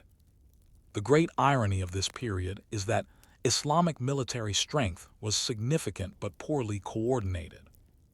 The Seljuk Sultanate could not effectively project power into Syria. Its rulers were distracted by internal succession crises and rebellions in Persia and Anatolia. The Fatimids, having just recaptured Jerusalem from the Seljuks in 1098, were blindsided by the Crusaders and preoccupied with Sunni-Shia rivalries. They too failed to mount a serious counterattack. Several local attempts to dislodge the Crusaders failed. The Battle of Ascalon, 1099, saw the Fatimids defeated decisively. The emirs of Damascus and Aleppo sent irregular forces, but lacked cohesion. The death of key Seljuk leaders like Tutush further destabilized the region. There was no central command, no unified war council, and no shared logistics system. The Franks, divided as they were, at least had shared goals and regular supply ships. Their states had names: the Kingdom of Jerusalem, the County of Tripoli, the Principality of Antioch. The Muslim world, in contrast, was still operating in silos. The quiet workers, Islamic bureaucrats. In the absence of centralized military response, much of the early Islamic effort to resist the Crusaders fell to local bureaucrats, qadis, and scholars. These men did not wield swords, but they controlled tax collection, which funded local militias; religious messaging, which shaped public sentiment; urban management, which ensured cities could survive sieges and support refugees. In cities like Aleppo, Hama, and Damascus, bureaucrats oversaw the construction of new walls, the repair of aqueducts, and the fortification of city gates. They recorded land seizures by the Franks, tracked population losses, and reorganized markets. They were the ones who ensured that, even in defeat, society could function. They also kept the memory of Jerusalem alive through sermons, poetry, and legal rulings. The birth of jihad in the Levantan context. Before the Crusades, the concept of jihad had often been invoked in military campaigns, but typically in the broader sense of defense or inner struggle.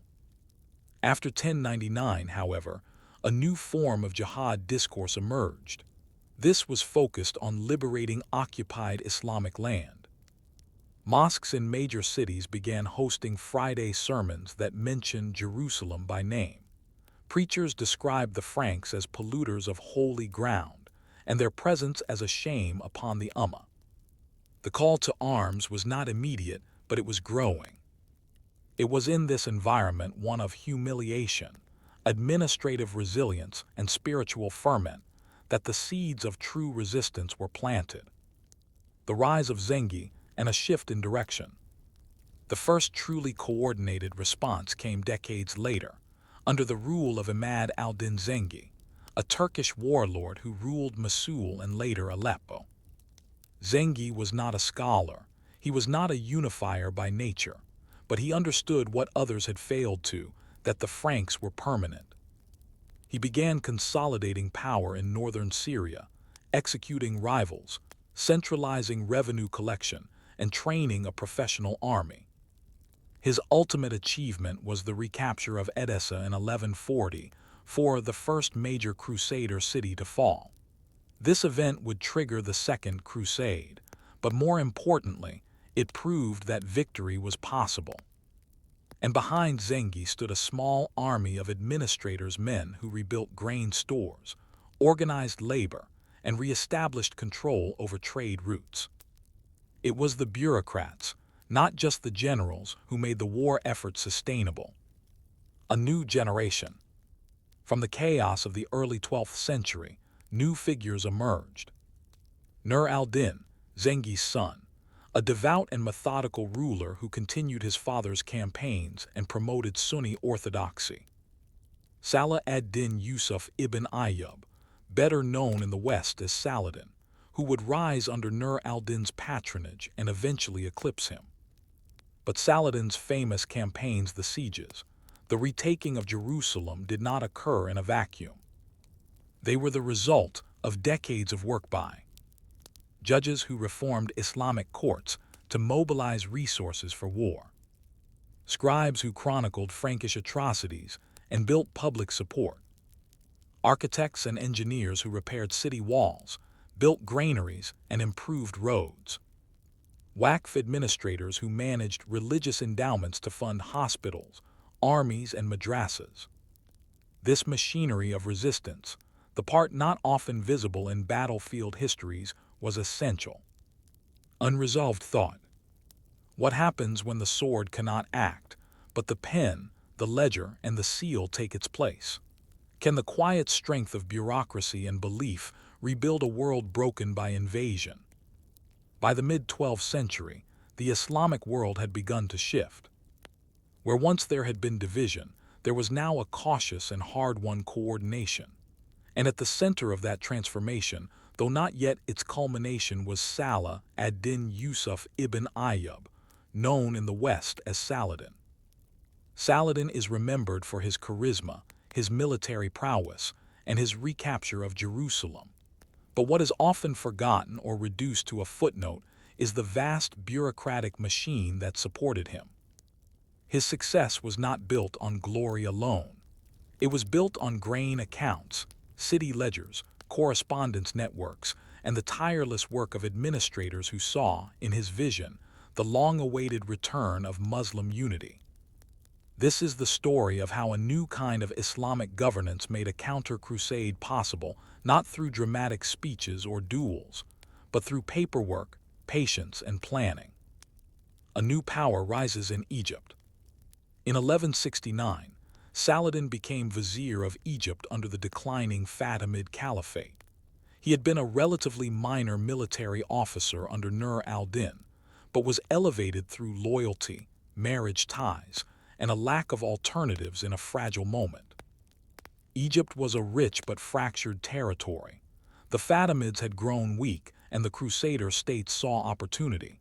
Saladin, young and relatively untested, was expected to serve as a figurehead. Instead, he moved quickly. By 1171, he had formally abolished the Fatimid Caliphate and restored Sunni allegiance to the Abbasid Caliph in Baghdad. It was a moment of immense symbolic importance, ending over 2 centuries of Shia rule in Egypt. But it wasn't just a religious realignment, it was a bureaucratic reset.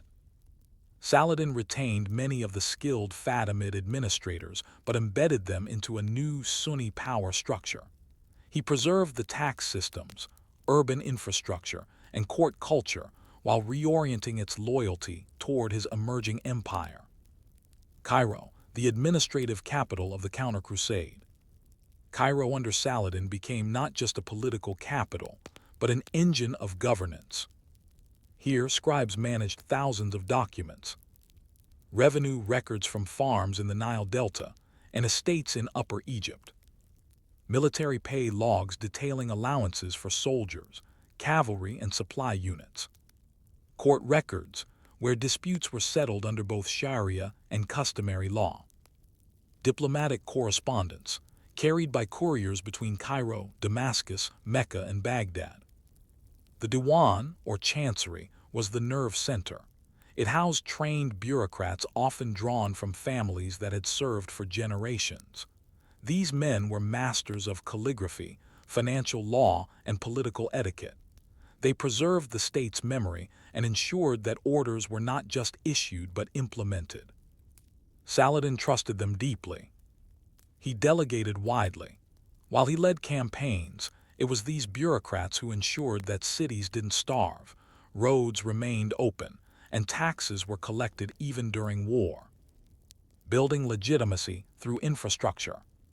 Saladin understood that conquest alone could not hold territory. Legitimacy mattered. To that end, he invested in Waqf's endowments. These funded schools, hospitals, and mosques. They were tax-exempt, locally administered, and popular among the elite as a means of pious giving. Madrasas. Saladin encouraged the spread of Sunni schools of law, particularly the Shafi'i and Hanbali traditions. These became training grounds for future judges, scholars, and bureaucrats. Public works. Canals were cleaned, fortresses repaired, granaries stocked. These were not flashy reforms. They were not aimed at Western chroniclers. But they stabilized the cities. They gave peasants a stake in order, and they linked faith to governance in a way that was deeply appealing to both elites and commoners. This slow, deliberate work of administration was what allowed Saladin to project power north into Syria and east toward Mesopotamia. Damascus, strategic heart of the Ayyubid realm. By the 1170s, Saladin had extended his control into Syria, taking Damascus, Aleppo, and other key cities. This consolidation alarmed his former patron, Nur al-Din's heirs, but Saladin outmaneuvered them. In Damascus, another bureaucracy awaited him, one with long ties to the Seljuk world and deep connections to the local merchant elite. Rather than replace it, Saladin co-opted it. He appointed loyal governors but kept the scribes and judges. He reissued land grants ikta to loyal commanders and taxed them just enough to support the army while avoiding revolt.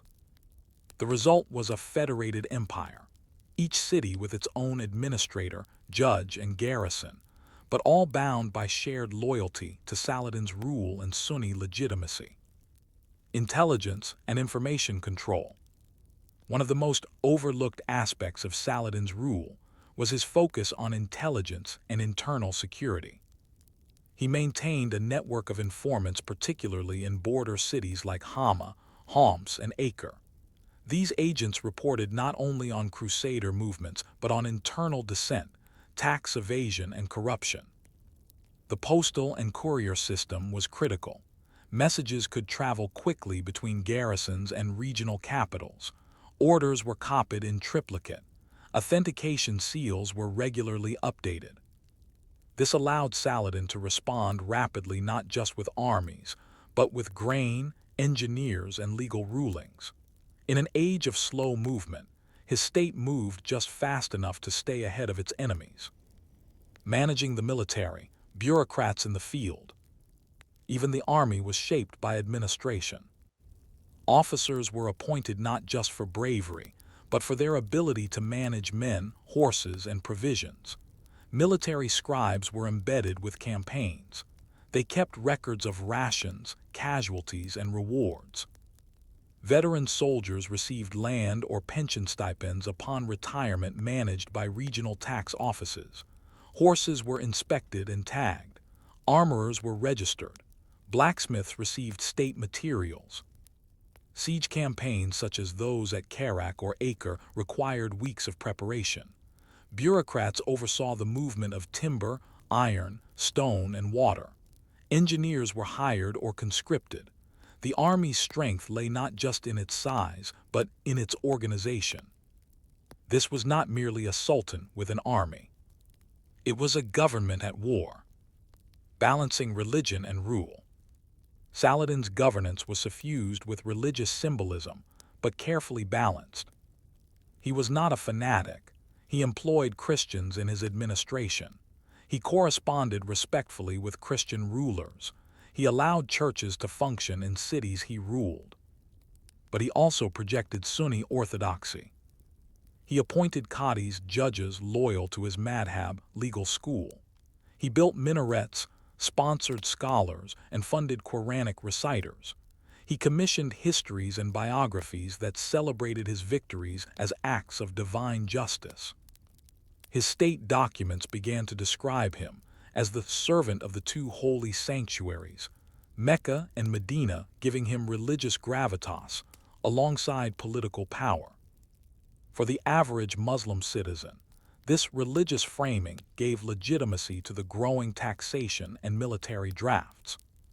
Preparing for Jerusalem. By the late 1180s, Saladin had united Egypt, Syria, and parts of northern Mesopotamia. The Crusader states were surrounded. And he did not rush. He waited. He strengthened roads and bridges. He expanded supply depots. He reviewed siege engines, trained engineers, and arranged alliances. And then, in 1187, after the Crusaders violated a truce and raided a caravan, he struck, leading to the decisive Battle of Hattin and the recapture of Jerusalem. The siege itself was short because the groundwork had been laid years in advance. Through administration. Unresolved thought. What lessons lie hidden beneath the banners and battle cries when victory comes not from the sword alone, but from the pen, the ledger, and the tireless work of those whose names history forgets? On the morning of October 2, 1187, the gates of Jerusalem opened. After nearly 9 decades under Crusader rule, the city was surrendered peacefully to Salah ad-Din Saladin. There was no massacre, no pillage.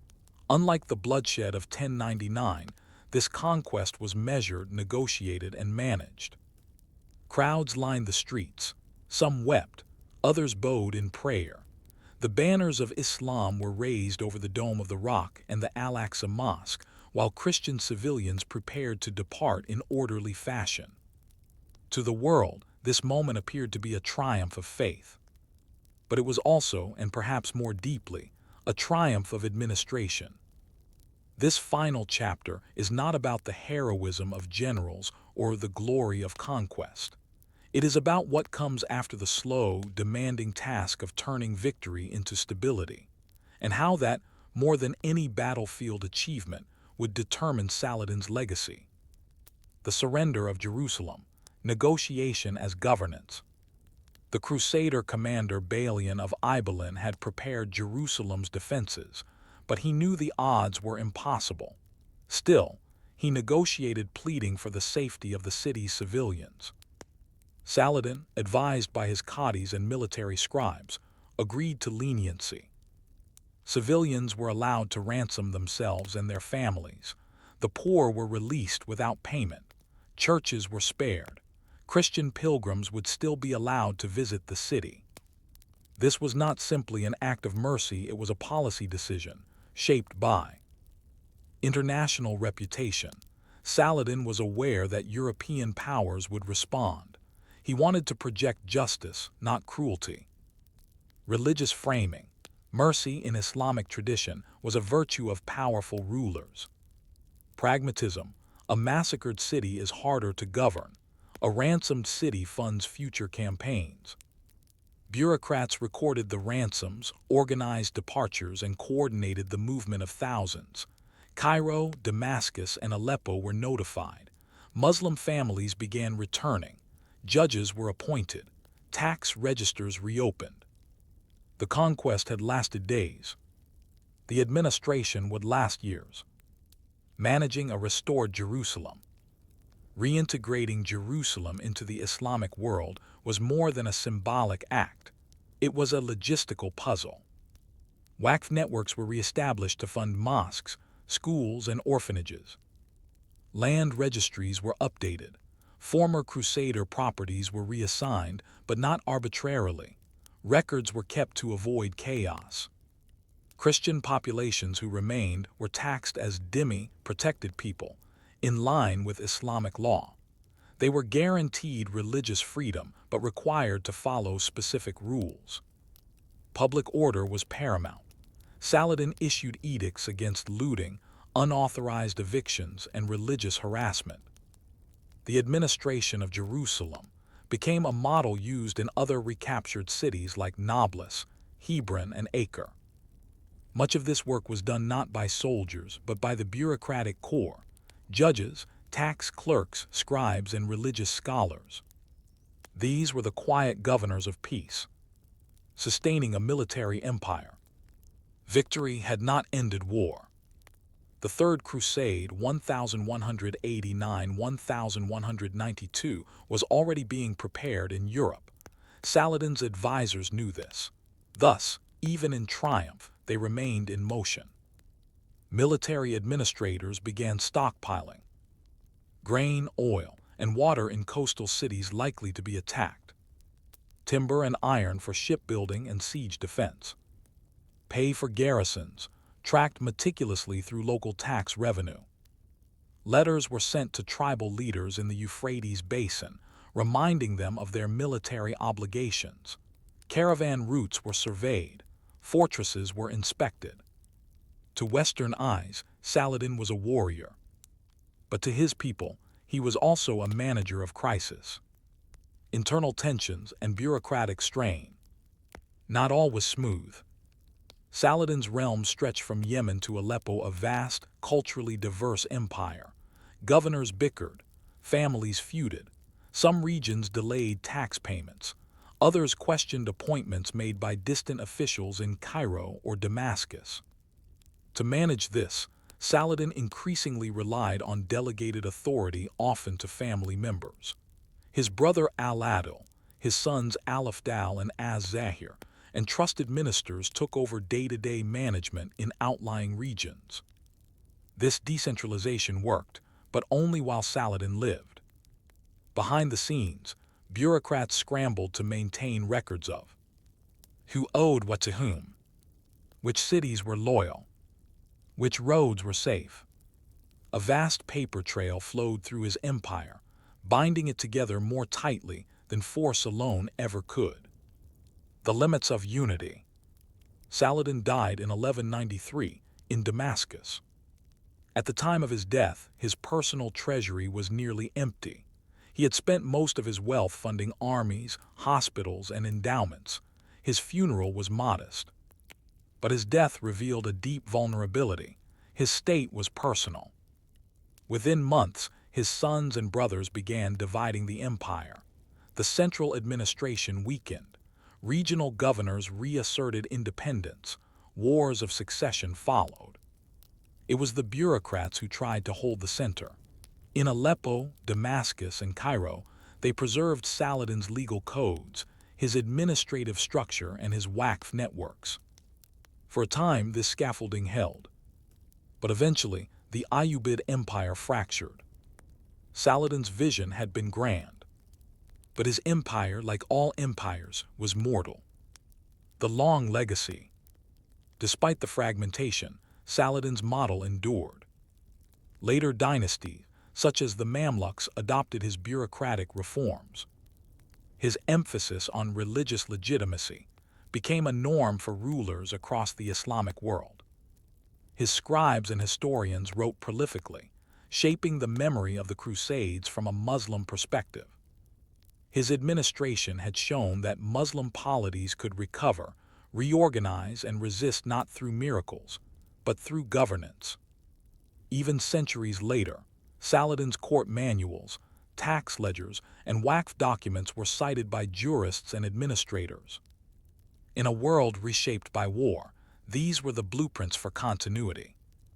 The forgotten hands behind the hero. In today's memory, Saladin is lionized as a singular hero, wise, chivalrous, and unshakably pious. But no hero stands alone. He was advised, served, and supported by men and women whose names are mostly lost. The scribe who drafted treaties in ink. The Qadi who mediated disputes between merchants and generals. The architect who built granaries that fed thousands. The treasurer who tracked every dinar spent at Hattin. Their work was less visible than cavalry charges, but no less vital. They turned ideology into policy. And they built a legacy that could survive the man who inspired it. Reflection. History often remembers the victors, the generals, the kings. But perhaps endurance, true, lasting resilience is built by those who never march into battle, who do not bear swords, but who carry the weight of governance on their backs. What then is the real measure of leadership? Story 5. The merchants who funded heaven, Venice, Genoa, and the business of crusade. The image of a crusader is etched deep in the Western imagination: mail-clad knights on horseback, banners flapping, eyes fixed on Jerusalem. But behind those knights stood ships. Behind those ships stood loans. Behind those loans stood merchants in counting houses, weighing silver against risk, faith against fortune. This is their story.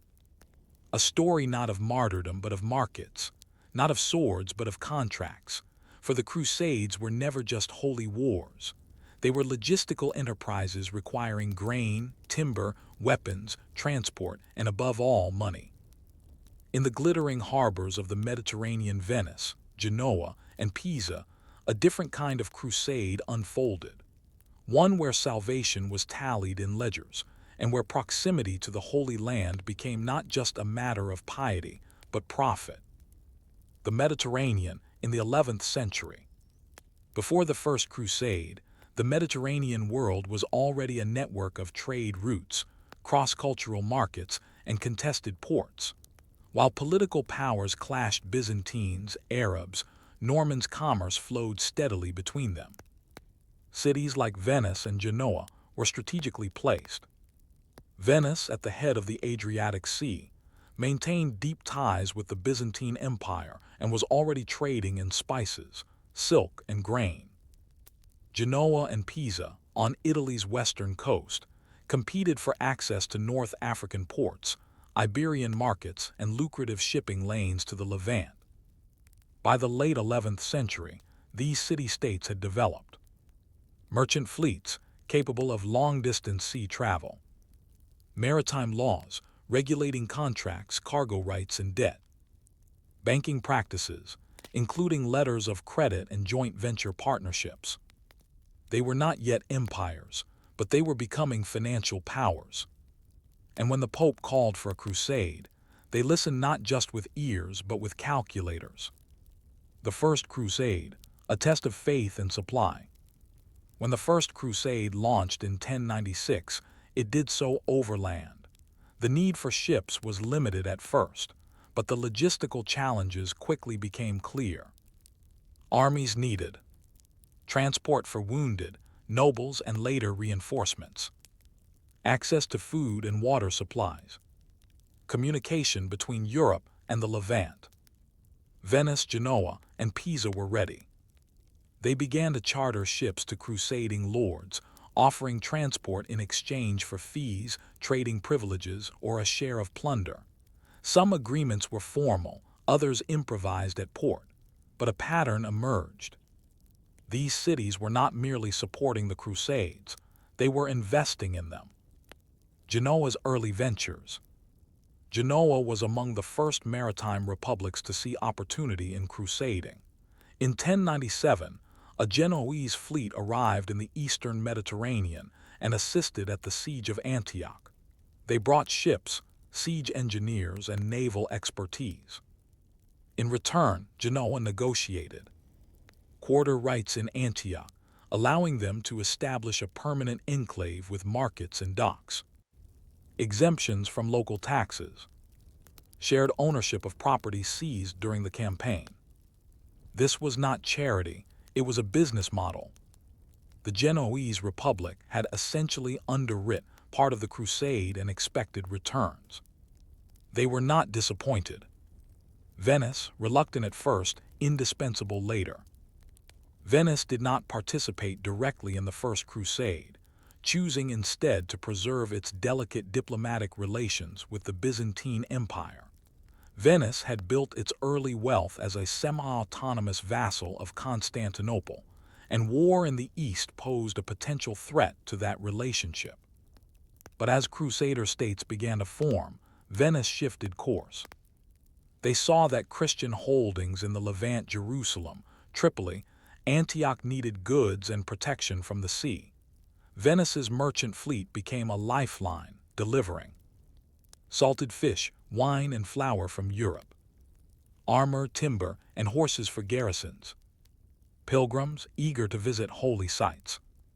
In exchange, Venice demanded privileges, what would come to be known as commercial charters, exclusive rights to dock at specific ports, control over warehouses and markets, legal autonomy for Venetian citizens abroad.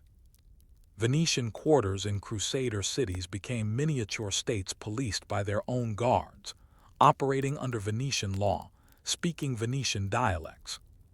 They were not subject to local rulers, they were co-equal powers.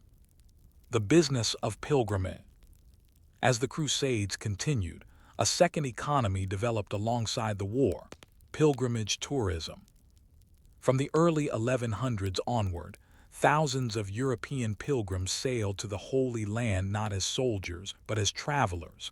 Some sought penance, others hoped for miracles, many simply wanted to see Jerusalem. Merchant cities built an entire industry around this. Ticketed passage from Italian ports, guides, translators, and chartered caravan protection. Souvenir trade, relics real or forged, crosses, icons, and holy water. Ship owners profited enormously. One Venetian contract from 1124 documents the sale of pilgrim passage at a fixed rate per head, plus additional charges for meals, baggage, and shipboard prayer services. Faith had become a line item. The rise of merchant quarters. By the mid-12th century, Venetian and Genoese quarters were a common feature in Crusader cities. These neighborhoods often included stone warehouses and granaries, churches and consulates, fenced docks for protected offloading. Merchants lived alongside soldiers and clerics, but with different goals. They formed guilds to regulate trade. They lobbied local rulers for new privileges, and they brought not just goods but ideas. From the West came paper accounting systems, maritime insurance contracts, urban planning models. From the East came spices, glassware, and textiles, Arabic numerals and mathematical treatises, new methods of ship construction. The Crusades, intended to purify and divide, had instead entangled economies. Risks and returns. Merchant involvement in crusading was not without peril. Ships were lost to storms or piracy. Investments were sunk in failed campaigns. Alliances shifted and privileges were revoked. But the potential profits outweighed the risks. A single successful expedition could secure a half-century monopoly on trade in a major port, rights to levy fees on pilgrims and local sellers, access to Eastern luxuries that fetched massive profits in Europe. And for some cities, the Crusades were the making of an empire. Religious justifications. Did these merchants see themselves as crusaders? Not always, but they framed their work in holy terms. Genoese and Pisan ship captains often took the cross before setting sail. Venetian merchants funded churches with their profits. Some paid indulgences in advance to secure forgiveness for profiting from war. Clerics debated, was commerce in holy lands righteous or exploitative? The answer was often both. A bishop might condemn price gouging then, accept a donation from the same merchant. Even in the medieval world, profit and piety coexisted uneasily. Unresolved thought. If the Crusades were born of fire and faith, but carried across the sea by merchants counting coins, which force truly drove them forward, belief or business? By the dawn of the 13th century, the crusading movement had begun to drift from its spiritual roots. The lofty goal of liberating Jerusalem was now tangled in trade deals, imperial ambitions, and the bitter rivalries of port cities seeking profit. No episode captures this evolution more vividly than the Fourth Crusade, a campaign so deeply entangled with commerce and politics that it never reached the Holy Land at all. Instead, it ended with the sack of Constantinople in 1204, Christian knights looting the greatest Christian city in the East, egged on and enabled by the Republic of Venice. How did a movement meant to save souls become a mechanism for maritime supremacy? The answer, in part, lies in contracts, specifically the monumental logistical agreement between the crusading lords and the merchants of Venice. Venice's agreement with the Crusaders. In 1201, crusading barons from northern France negotiated a deal with the Venetian Republic. They needed transportation for approximately 33,500 men and 4,500 horses, an enormous logistical undertaking. The Venetians agreed, under Doge Enrico Dandolo, to build and supply a fleet large enough to carry the entire army, provide 9 months of food and supplies, offer experienced sailors and navigators for the journey. In return, the Crusaders would pay 85,000 silver, marks a colossal sum, equal to several years of revenue for many kingdoms. This was not a donation, it was a business arrangement. The Venetian state halted most commercial activity for a year, converting its shipyards to military production. Workers built dozens of transports, galleys, and cargo vessels. Grain was stockpiled. Timber was imported from Dalmatia. Thousands of sailors were conscripted. Venice went all in. A debt unpaid. When the Crusaders gathered in Venice in 1202, the plan began to unravel. Far fewer Crusaders arrived than expected, perhaps only 12,000. They brought with them only half the agreed sum. The Venetians were furious. They had mobilized their entire economy for this contract. Doge Dandolo faced a decision: demand payment and dissolve the crusade, or find a way to recoup losses. He chose a third path. Venice proposed a debt-for-service agreement. The Crusaders would help Venice capture Zara, a Christian city on the Dalmatian coast that had rebelled against Venetian control. In exchange, their debt would be deferred. This marked a turning point. A holy war was now serving Venetian commercial interests.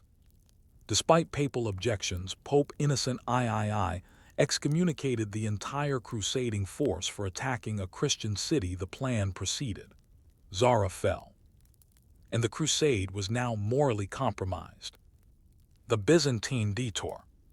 Shortly after Zara, a new offer arrived from Alexios Angelos, a Byzantine prince. His father, the deposed Emperor Isaac II, had been blinded and imprisoned by a usurper. Alexios promised the Crusaders 200,000 silver marks in payment, provisioning for the army, ships for their journey to the Holy Land, reunification of the Orthodox and Catholic churches under the Pope. All they had to do was help him retake Constantinople. The Crusaders were divided. Some saw betrayal, others saw salvation and solvency. Venice, still owed money, supported the plan. The Fourth Crusade turned away from Jerusalem and set sail for Constantinople. The sack of Constantinople, 1204. The city fell after 2 sieges.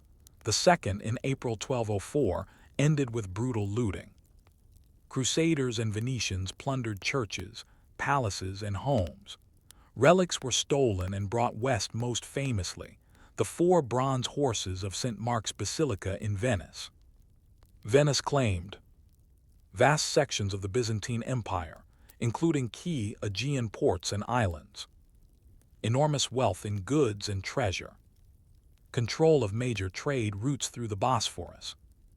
The new Latin Empire of Constantinople was established, ruled by Western Europeans but deeply dependent on Venetian shipping and credit. Venice had not only recouped its investment, it had leveraged crusading zeal into an empire of trade. Genoa and Pisa, rivals and competitors. While Venice dominated the Fourth Crusade, Genoa and Pisa remained influential elsewhere. Genoa controlled trade in Tripoli, Tyre, and parts of Antioch, negotiated its own quarter rights and trading colonies, developed an early banking system, including state-backed loans to finance crusading fleets. Pisa had strong links to the Papal States, often favored for papal-sanctioned missions, built alliances with Crusader lords in Syria and Cyprus, specialized in shipbuilding and transporting pilgrims. These cities fought naval battles against each other in the eastern Mediterranean. They sabotaged one another's quarters, bribed Crusader princes, and funded rival expeditions. The crusading world was not a religious coalition, it was a competitive marketplace. Maritime law and the regulation of crusade commerce. To govern this complex world, Italian republics developed intricate legal systems. Sea codes regulated trade, insurance, piracy, and naval conduct. Consuls were appointed to manage foreign quarters and resolve disputes abroad. Joint stock contracts allowed wealthy citizens to invest in crusading voyages in exchange for a share of the profits. Some cities even required merchants to register their participation in a crusade economy to qualify for religious indulgences. Piety had become a commodity measured in receipts and cargo manifests. The ethics of crusading capitalism. Debates swirled throughout Europe. Could profit-driven merchants be considered true crusaders? Did the church's indulgences apply to financiers who never left Europe? Was Venice's orchestration of the Fourth Crusade a betrayal or a service? Pope Innocent III was initially outraged, but later accepted the results. perhaps recognizing that holy war needed funding. Some clerics denounced merchant influence, others praised it as divine providence. But among the merchant classes, little doubt remained. Crusade had become a financial instrument as much as a religious one. The long-term impacts. The merchant republics did not just fund the Crusades, they reshaped them. By embedding commerce into the movement, they enabled the establishment and survival of Crusader states, connected the Mediterranean into a more unified trade network, paved the way for colonial models enclaves, trade monopolies, extraterritorial rights that would echo in future European empires. The language of Crusade service, sacrifice, salvation became intertwined with that of profit, negotiation, and privilege. And even as the military fervor waned in later centuries, the economic structures remained. Unresolved thought. If the success of the Crusades depended not on swords or saints, but on the silent ink of contracts and the balance of ledgers, who then were the true architects of history's holy wars? When the last wave of crusading zeal broke on the rocks of history, what remained was not the cross but the contract. The banners had faded, the relics were packed in crates, the swords rusted in forgotten armories, but the merchant enclaves endured. Venice, Genoa, and Pisa had not merely served the Crusades, they had transformed them from temporary wars into long-term enterprises. In doing so, they laid the groundwork for something else entirely, a system of trade colonies, fueled by religion but governed by profit. As crusading armies receded, these merchant republics did not retreat, they expanded. What began as provisioning for pilgrims became permanent infrastructure. What began as transportation became territorial control, and what began as faith became the foundation of Mediterranean capitalism. Venetian and Genoese quarters, cities within cities. By the 13th century, Crusader cities like Acre, Tyre, Tripoli, and Jaffa were dotted with merchant quarters, autonomous zones controlled by Venice, Genoa, or Pisa. These neighborhoods function like small city-states. Own governors called consuls, often with diplomatic status. Legal independence. Their citizens were tried under their own laws. Customs-free trade, negotiated directly with Crusader or local Muslim authorities. Fortified warehouses and galleys permanently stationed in port. In Acre, for example, the Venetian and Genoese quarters were divided by walls and sometimes by armed standoffs over jurisdiction. In 1256, these tensions erupted into the War of St. Sabas, where Venetian and Genoese factions fought pitched battles in the streets of a supposedly holy city. The Crusader princes could do little. They needed the merchants too badly. In effect, the republics had colonized the Crusades. Long-term trade routes and the rise of the Levanten corridor. From these footholds, the Italian merchant cities expanded their reach. Genoa established posts in Cyprus, Armenia, and eventually along the Black Sea. Venice secured a stranglehold on ports in Crete, Euboea, Rhodes, and even Constantinople after 1204. The republics didn't just trade, they reshaped geopolitics. They negotiated treaties with Muslim rulers for access to inland caravan routes. They formed entrepots where goods from Asia, silk, spices, sugar were repackaged for shipment to Europe. They created permanent offices with Arabic, Armenian, and Greek-speaking agents. Trade was no longer episodic, it was institutional. And as the Crusades waned, these networks only deepened. Pilgrimage becomes pilgrimage tourism. Even as crusading waned, pilgrimage continued. Venetian and Genoese fleets regularly offered package voyages to the Holy Land. Departures advertised in town squares. Prices fixed in contracts. Options for food classes, simple gruel versus fish and wine. Upcharges for religious services, guides, and holy relics. Some merchants operated pilgrimage cruises, round-trip voyages with scheduled stops at shrines and churches. Records show pilgrims paying in advance for a passport to Jerusalem, complete with papal indulgence and meals. Holy travel had become an industry. And like all industries, it adapted. When Muslim powers recaptured cities, the merchants negotiated new routes, sometimes offering trade goods or ships in exchange for safe passage agreements for Christian visitors. War and peace mattered less than access.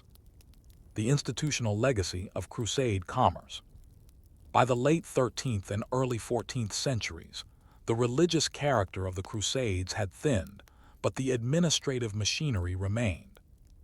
Maritime law courts in Genoa and Venice oversaw disputes from as far away as Syria and Egypt.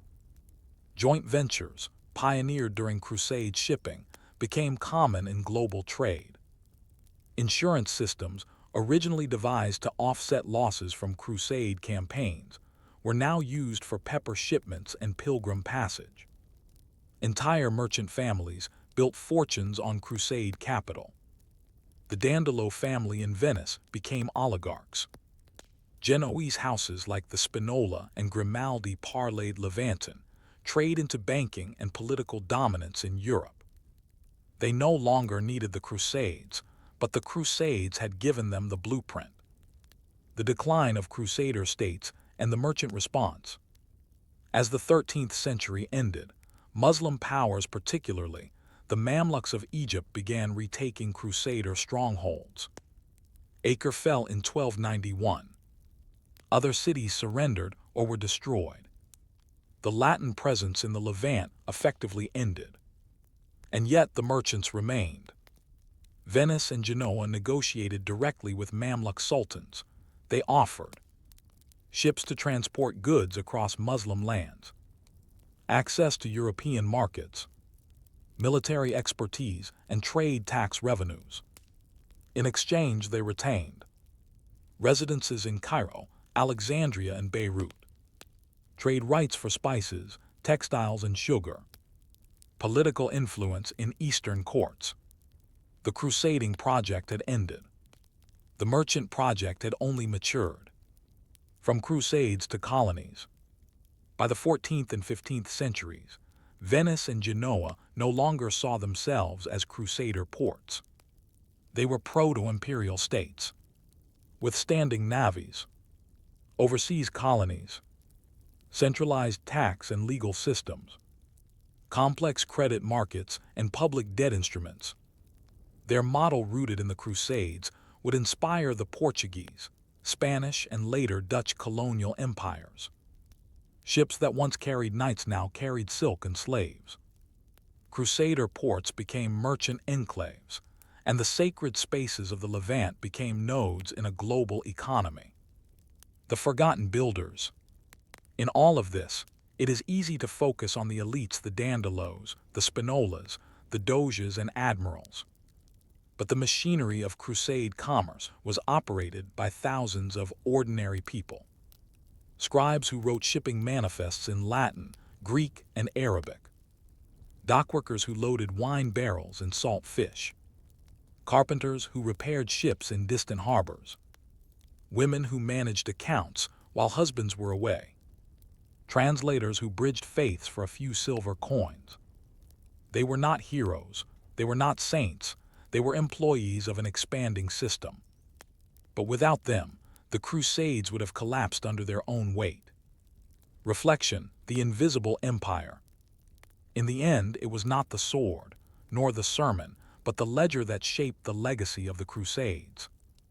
Venice and Genoa turned holy war into a framework for expansion, a prototype for the world that followed. And yet, their success raises a question that remains with us even now. When belief and business march hand in hand, which one leads and which one simply carries the banner?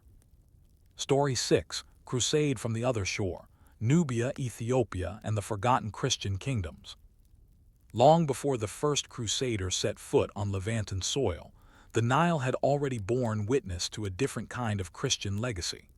Far from the courts of Rome and Constantinople, and distant from the coming storm of the Crusades, Christian faith took root along the upper reaches of the Nile in what are today Sudan and Ethiopia. This was not a Christianity born of conquest and crusade. It was a faith translated, negotiated, and adapted into the rhythms of African life. In the kingdoms of Nobatia, Makuria, Alodia, and Aksum, Christianity did not just survive, it thrived. With stone churches, royal patronage, monastic traditions, and diplomatic outreach, these kingdoms built their own vision of Christian society, often independent of the doctrinal debates and political tensions of Europe. And though often absent from traditional narratives of crusade and Christendom, these African Christian kingdoms were anything but isolated. They traded with Egypt, corresponded with Byzantium, fought Muslim armies, and harbored dreams of unity with their distant brethren in the West. But history, as we shall see, often forgets those who stand on the periphery of empires. The Aksumite Empire, origins of Ethiopian Christianity. Christianity arrived in Ethiopia earlier than in most of Europe. The Aksumite Empire, centered in modern-day northern Ethiopia and Eritrea, adopted Christianity officially in the 4th century CE, under King Ezana, nearly a generation before Constantine issued the Edict of Milan. This early Christianization came via Syrian and Egyptian missionaries, trade routes across the Red Sea, and ties with the Alexandrian Patriarchate in Egypt. The Aksumites built stone churches, minted coins bearing the cross, and developed GE letter 2BDEZ, a written script that preserved biblical texts, hagiographies, and royal chronicles. Their faith was Miaphysite, similar to the Coptic Church, and this doctrinal difference would later isolate them from both Rome and Constantinople. Still, Aksum stood as a Christian beacon in the Horn of Africa. For centuries, its clergy debated theology while its merchants traded in frankincense, ivory, and gold. Yet the rise of Islam in the 7th century would alter this world dramatically. Islam in isolation. As Islam spread rapidly across North Africa, Arabia, and Egypt, the Aksumite Empire found itself increasingly cut off from the rest of Christendom. Trade routes shifted to favor Muslim ports. The Red Sea became a Muslim lake, dominated by Arab naval forces. The Patriarch of Alexandria came under Islamic rule. Despite these challenges, Aksum endured. Its rulers moved south, founding the Zagwe dynasty, c. 900–1270 CE, which maintained Christian identity even in near-total isolation from the West. A new wave of monasteries and rock-hewn churches, including the remarkable churches of Lalibela, carved directly into the stone, reflected a deepening internal religious life. Pilgrimage and scholarship replaced war and politics as the engines of Ethiopian Christianity. But to the north, in the Nile Valley, Christianity faced a very different trajectory, one marked by diplomacy, war, and fragile coexistence with its Islamic neighbors. Christian Nubia, the kingdoms of the Middle Nile. In what is now northern Sudan, 3 Nubian kingdoms emerged in the aftermath of Aksum's decline. Nobatia in the far north, Makuria in the center, and Alodia to the south. By the 6th century, all 3 had adopted Christianity again, under the influence of missionaries from Egypt.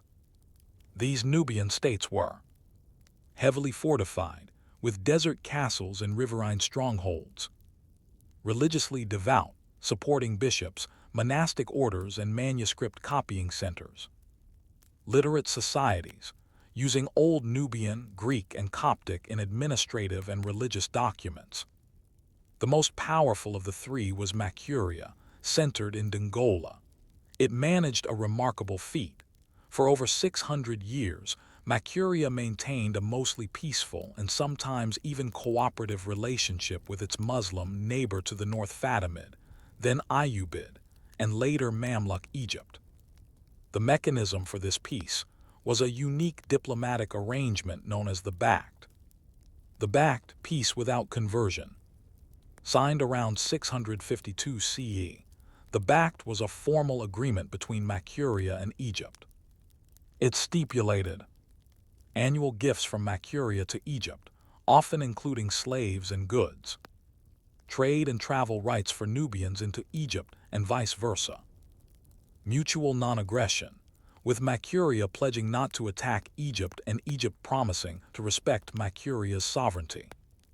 Most remarkably, the Pact acknowledged Mercuria as a Christian kingdom, something virtually unheard of in the Islamic world at the time. This agreement endured in one form or another for centuries. It allowed Mercuria to maintain its Christian identity without forced conversion, foster trade with the wider Islamic world, act as a buffer state, keeping the Islamic north and the African interior apart. But this peaceful coexistence was fragile. When war did come, as it did during the Ayyubid and Mamluk periods, it would test the resilience of these Christian kingdoms. Quiet defenders of the faith, Mercuria's military strength was often underestimated by outsiders. When Egyptian forces under the early Muslim caliphates attempted to invade, they were repelled by well-armed cavalry drawn from desert tribes, skilled archers known for targeting the eyes of enemy soldiers, a network of fortified settlements and defensible terrain along the Nile. One Byzantine chronicler praised the Nubians as the best archers in the world. Despite these capabilities, Mercuria and its sister kingdoms did not wage holy wars. They focused on survival, diplomacy, and autonomy. They sent embassies to Cairo. They hosted Christian scholars from Egypt, and they maintained internal cohesion through faith-based governance, where kings ruled as spiritual as well as political leaders. This made their survival all the more impressive, surrounded as they were by Islamic empires, shifting tribal alliances, and trade disruptions. Forgotten by the West. Despite their longevity, the Christian kingdoms of Nubia and Ethiopia were largely unknown in medieval Europe. When news of their existence did reach the West, it came cloaked in myth. Tales of a Christian king in the East later, fictionalized as Prester John, sparked fantasies of an African Crusader monarch ready to join the fight against Islam. Ethiopian emissaries appeared at European courts as early as the 14th century, but their appeals were often misunderstood or ignored. Europe had little real knowledge of African Christianity, and even less interest in helping it survive. When the Crusades erupted in the Levant, neither Nubia nor Ethiopia were consulted. Their role in the great struggle for Christian lands was erased not through defeat, but through omission. Yet they held the line for centuries without the West's help. Unresolved thought. How might the story of the Crusades have changed if the kingdoms of Nubia and Ethiopia had not been left on the margins, but embraced as equals defenders of the same faith, bound not by race or right, but by the quiet, stubborn endurance of belief? As the Crusader states fell one by one in the Levant, the Christian kingdoms of Africa remained. But they were not untouched. By the 13th and 14th centuries, Mercuria and Alodia in Nubia, and the Zagwe and later Solomonic dynasties in Ethiopia, faced new challenges not from Latin knights or papal bulls, but from shifting geopolitics, religious pressures, and the creeping isolation of being Christian in an increasingly Islamic world. And yet for centuries more, they endured not through conquest or crusade, but through adaptability, diplomacy, and sheer cultural resilience. This was a crusade not of swords, but of stubborn faith in the face of encroachment, climate change, and imperial disinterest. The long decline of Nubian Christianity. The kingdom of Mercuria, once a bastion of Christian strength along the Nile, began to decline in the 13th century. Several factors contributed. Intermittent warfare with the rising Ayyubid and later Mamluk regimes in Egypt weakened the kingdom. The Bakht Agreement, which had long ensured peace, began to break down under pressure from Cairo. Increasing Islamization of surrounding regions made Makuria seem like an island of heresy to Muslim rulers. Desertification and changes in Nile flow patterns disrupted agriculture and settlement. Makuria fought back valiantly, but by the 14th century, the kingdom had lost many of its northern territories. At times, rulers in Makuria were installed or removed by the Mamluk sultans, turning a once sovereign Christian kingdom into a vassal buffer state. By the early 15th century, Makuria ceased to exist as an independent Christian polity. Its churches fell silent, its priests fled or converted, its manuscripts, written in Old Nubian and Coptic, faded into obscurity. Yet this was not the end of Christian life in the region. Pockets of believers remained for generations, even as Arabic and Islam became dominant. But the institutional Christian kingdom, Makuria, was gone. Ethiopia, the Solomonic revival. Further south, however, a very different story was unfolding. In 1270, the Solomonic dynasty overthrew the Zagwe rulers and established a new Ethiopian Christian empire. The new dynasty claimed descent from King Solomon and the Queen of Sheba, a powerful myth that connected Ethiopia directly to the biblical world. The Solomonic emperors built elaborate stone churches and monasteries, promoted Christian scholarship and biblical translation into letter 2bdez, fostered artistic traditions, including illuminated manuscripts and murals, maintained tight control over the Ethiopian Orthodox Church.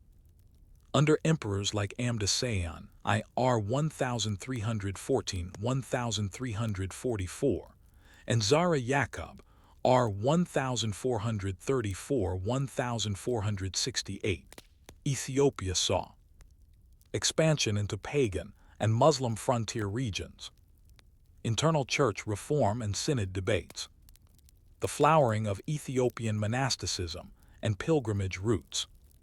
Despite being surrounded by Islamic sultanates and often cut off from Christian Europe, Ethiopia remained a confident, creative Christian civilization. Its rulers spoke of themselves not as beleaguered minorities, but as God's chosen empire, a second Jerusalem, sovereign and righteous. Diplomacy from afar, Ethiopia looks west. Even in its isolation, Ethiopia looked outward. As early as the 14th century, Ethiopian emperors sent emissaries to Europe. Letters survive between Zara Yaqub and various European courts. One recurring message echoed in these letters: "We are Christians like you. Though we are far, we are of the same faith. Help us defend it." European responses were polite but vague, occasionally intrigued, often confused. The legend of Prester John, a mythical Christian monarch somewhere in the East, likely originated in distorted reports of Ethiopian kings. The Europeans imagined Prester John as a fabulously wealthy ruler ready to attack Islam from behind, linking up with the Crusaders. But when real Ethiopian envoys arrived, they were met with suspicion and ignorance. Still, Ethiopia persisted. They reached out to Venice, to the papacy, and to Portugal. In doing so, they reasserted that African Christianity was not a relic but a living, fighting force. Adal Jihad and the wars on Ethiopia's borders. By the 15th and early 16th centuries, Ethiopia's independence came under severe threat not from Europe's indifference, but from Islamic sultanates rising on its eastern frontier. The most significant was the Adal Sultanate, centered near present-day Somalia and eastern Ethiopia. The Adal-Ethiopian Wars, particularly from the 1520s to 1543, were devastating. Led by Ahmed ibn Ibrahim al-Ghazi, known as Ahmed Gran, the left-handed, Adal launched a full-scale invasion of Ethiopia. Armed with Ottoman muskets and cannon, his forces rapidly overwhelmed Ethiopia's highland defenses. Dozens of monasteries and churches were destroyed. Entire provinces were depopulated. The Ethiopian emperor was forced into retreat, and at one point it seemed the ancient Christian kingdom would be entirely destroyed. Ethiopia made a desperate appeal to Europe, and for once, Europe responded. The Portuguese sent a small expeditionary force under Cristóvão da Gama, son of the famous navigator Vasco da Gama. In 1543, combined Ethiopian and Portuguese forces defeated Adal and killed Ahmed Gran. But the war had taken its toll. Ethiopia was ravaged, depopulated, and more isolated than ever. And yet it survived. Faith through the furnace. The victory over Adal was not a final triumph. It was merely the beginning of a new era of vigilance, recovery, and resilience. Ethiopia continued to maintain its unique Orthodox traditions, often at odds with both Catholic and Protestant missionaries, fight border wars with Ottoman-backed forces and local Muslim warlords, shelter ancient Christian manuscripts, and build new churches far from trade routes. At the same time, internal theological debates and foreign contact produced tension. Portuguese Jesuits tried to convert Ethiopians to Roman Catholicism in the 17th century. This led to a massive backlash, culminating in the expulsion of Jesuits and a renewed emphasis on Ethiopian religious independence. This was the enduring ethos of Ethiopian Christianity. Open to the world, but not subject to it. Aligned with broader Christendom, but not submissive to Rome or Constantinople. Devout, disciplined, and deeply aware that survival depended not on outside aid, but on internal unity and divine favor. Unrecognized crusaders. Though they never flew papal banners or received indulgences, the Christian kingdoms of Nubia and Ethiopia fought their own crusades. They did so without foreign armies, without recognition, without the luxury of retreat. Their battlefields were borderlands and deserts. Their victories were measured in decades of survival, not swift conquest. Their enemies were not always armies, but time, neglect, and distance. And while Europe exalted its own crusading legacy, it forgot the defenders of the cross who stood firm along the Nile and in the Ethiopian highlands. Unresolved thought. In a world where victory is often remembered only when it marches under the right banner, what do we owe to those who defended the same faith in silence and were never counted among the heroes? When the last Latin Crusader outpost in the Levant fell in 1291, Europe mourned the end of a centuries-long campaign to hold the Holy Land. Yet at that same moment, thousands of miles to the south, Christian altars still stood in the highlands of Ethiopia, prayers still echoed in Nubian cathedrals, and monasteries quietly turned the pages of scripture in the G-E letter 2BD-EZ and Old Nubian tongues.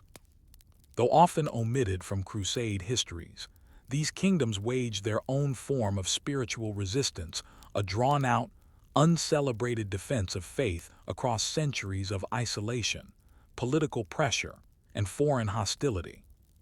But what became of these defenders of the cross, unknown to most and recognized by few?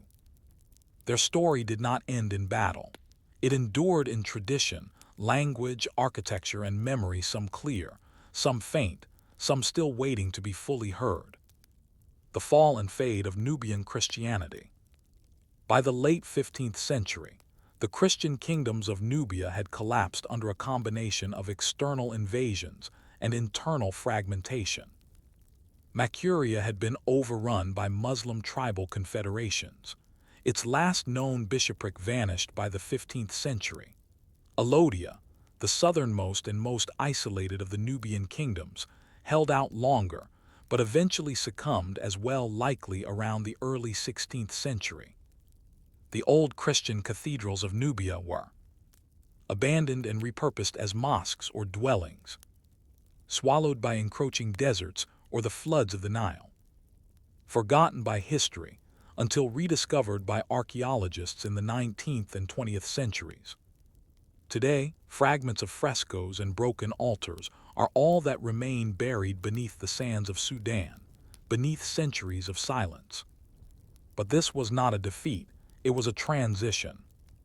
Many Nubian Christians converted to Islam gradually, not by sword but through intermarriage, economic necessity, and cultural blending. Some Christian customs remained embedded in local traditions, cross tattoos, feast days, burial rites, quiet echoes of a vanished kingdom. The Christian legacy in Nubia faded not with a final battle, but with a whisper over generations. Ethiopia's long march through history. Unlike Nubia, Ethiopia maintained its Christian identity into the modern era and does so to this day. From the Solomonic dynasty through the 19th century emperors and into the 20th century rule of Haile Selassie, Ethiopia remained a Christian kingdom in a sea of Islamic states. But survival came at a cost. Continuous warfare against Ottoman-backed adversaries. Religious tensions, including doctrinal disputes within its own church. European missionary interference, especially from Catholic and later Protestant emissaries. Yet the Ethiopian Orthodox Tewahedo Church continued to train priests in ancient monasteries, preserved biblical manuscripts, and a full GE letter 2 BD EZ translation of Scripture. Observed elaborate liturgical calendars dating back to the early centuries of Christianity. Even as Ethiopia modernized, its church remained a core of national identity. An unanswered call for unity. Across the centuries, Ethiopia repeatedly sought spiritual and military alliance with the Christian West. In the early 16th century, during the Adal Wars, it was the Portuguese who finally arrived. Later, Jesuit missionaries attempted to bring the Ethiopian church under papal authority. These efforts failed. Ethiopia insisted on retaining its unique rites and theology. In the 19th and early 20th centuries, Ethiopian scholars again reached out, this time to Protestant and Anglican communities. But doctrinal differences and European colonial arrogance limited real partnership. Even today, Ethiopian Christians maintain practices unfamiliar to most Western believers, observing both Saturday and Sunday Sabbaths, following a distinct canon of biblical texts, including books long lost to the Western tradition, embracing a mix of African, Semitic, and Eastern Christian elements. Despite centuries of Christian belief, they remain largely outside the dominant narratives of church history. Their story is one of parallel devotion, never quite embraced by Rome, Byzantium, or Geneva. Rediscovery and recognition.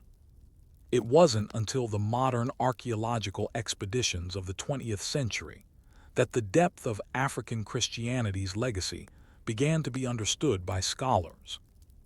In Sudan, teams uncovered cathedrals beneath the sands, including the great church at Faras, with its haunting frescoes of Nubian bishops and crowned saints dark-skinned, robed, and haloed. In Lalibela, Ethiopia, rock-hewn churches dating to the 12th and 13th centuries stood intact, still in use, their processions echoing prayers centuries old. Manuscripts once considered lost were found in remote monastic libraries, preserved in climates that ironically protected parchment better than European vaults. And slowly, the world began to recognize what had long been overlooked: that African Christianity was not a European export, but a native tradition. That Crusades were not confined to Western knights, but also included defensive wars fought by unknown kings in highland citadels. That faith can endure not just with glory and banners, but through persistence and silence. Echoes in the modern era.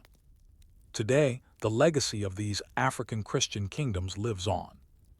The Ethiopian Orthodox Church has tens of millions of members and is one of the oldest continuous Christian institutions in the world. Elements of Nubian Christianity survive in oral traditions and Islamic folk practices in Sudan. The Ethiopian cross, ornate and interwoven, remains a symbol of cultural pride and faith. Pilgrimages to Axum, Lalibela, and Debre Damo continue to draw thousands. Yet challenges remain. Political instability and war in Ethiopia have endangered Christian heritage sites. Rising religious tensions in the region threat the fragile coexistence of faith communities. Global Christianity still struggles to acknowledge and integrate these ancient traditions into its mainstream narrative. Still, the story persists in chants, manuscripts, icons, and the unbroken chain of priests and monks who carry forward the memory of kingdoms that refuse to forget who they were. Reflection, memory without monuments. In the grand telling of Crusades, these African Christian kingdoms are rarely given space. They had no contact with urban II. They never marched on Jerusalem. Their wars were defensive, their alliances uncertain, their theology unfamiliar. But perhaps they represent a deeper truth about faith under siege. That belief does not need empire to endure. That spiritual resilience can outlast swords and banners. That being forgotten by the world does not mean being forgotten by God.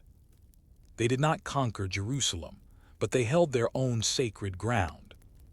They were not recognized as crusaders, but they were guardians of the cross. And in their silence they ask us, what other legacies lie buried beneath the sands of history, waiting for us not to conquer them, but to remember them?